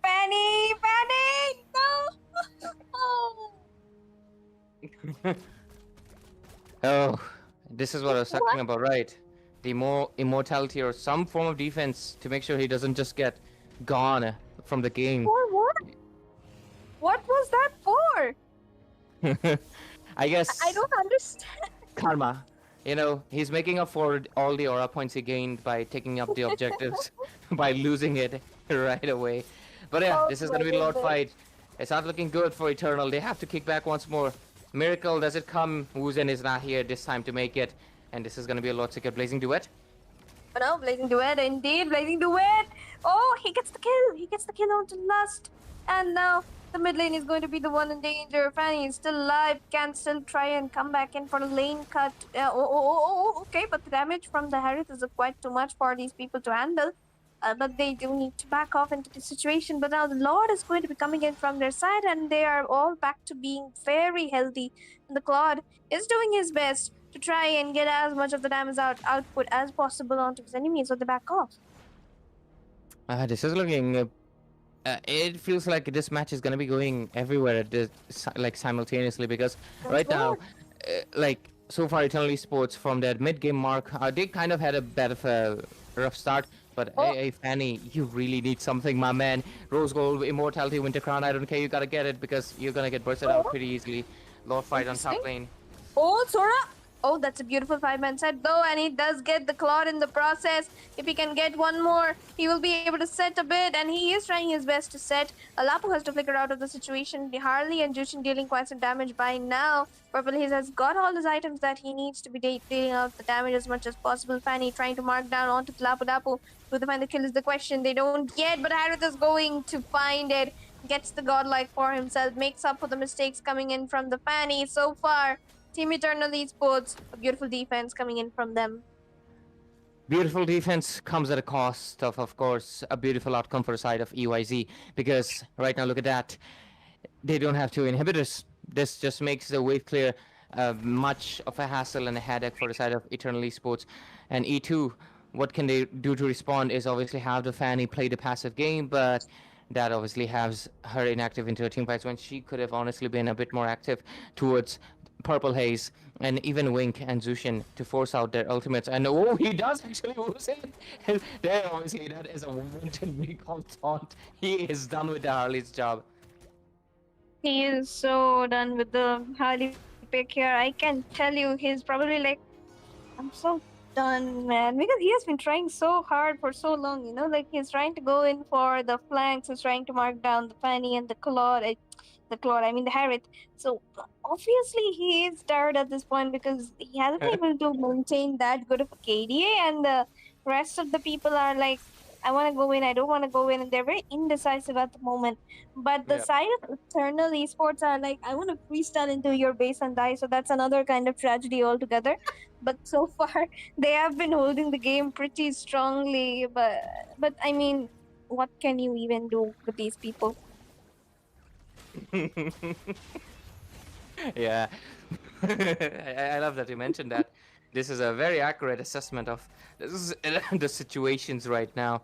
And yeah, 24-13 score, the goal lead right now, not mattering much because we're in the late game, baby. It's 20 minutes, and oh boy, anything can happen at this point. It's either side's mistake to make, and the other side to commit fully and take the game. For Eternal Esports, this is going to be the last ride if they make that. For EYZ, they are in for a game 3. Let's see what happens. Lord, dance has begun. Finally looking to make the same thing, I believe, to go for the last second steal.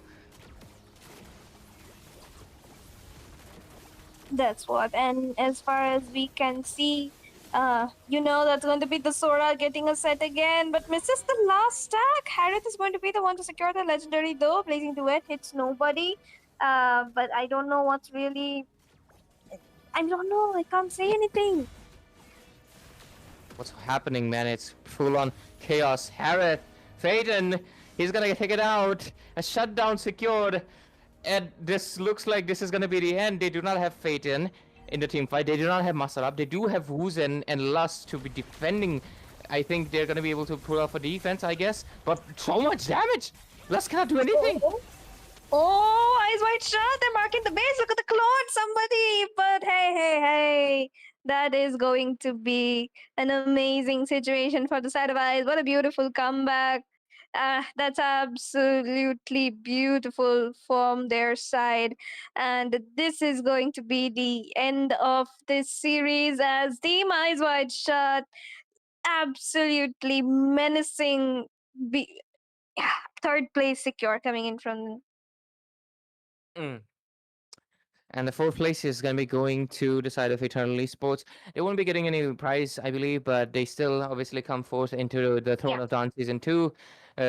Great performance so far. The first game was a bit tricky. They really got dominated by Zushin. This time around, they were able to handle the Zushin a little bit, but definitely for sure, Purple Haze and Wink were posing a bit of threat. But I think this game was honestly a few of their mistakes being built up together to basically make the whole dominoes fall on them. And unfortunately, they are not going to be securing the 3rd spot. But hey, great journey to here, guys. Obviously, to coming to the semifinals, you're going to be the 4th team, basically the 3rd runners-up. And we are wishing you the best in the following up competitions. And with this, ladies and gentlemen, we are going to be wrapping up for tonight. Thank you so much for joining in at Miko Official, bringing you Throne of Dawn Season 2. We're going to be meeting you tomorrow at the Grand Finals. We'll see you soon tomorrow. Make sure to tune in on the same channel. Subscribe if you haven't, and good night.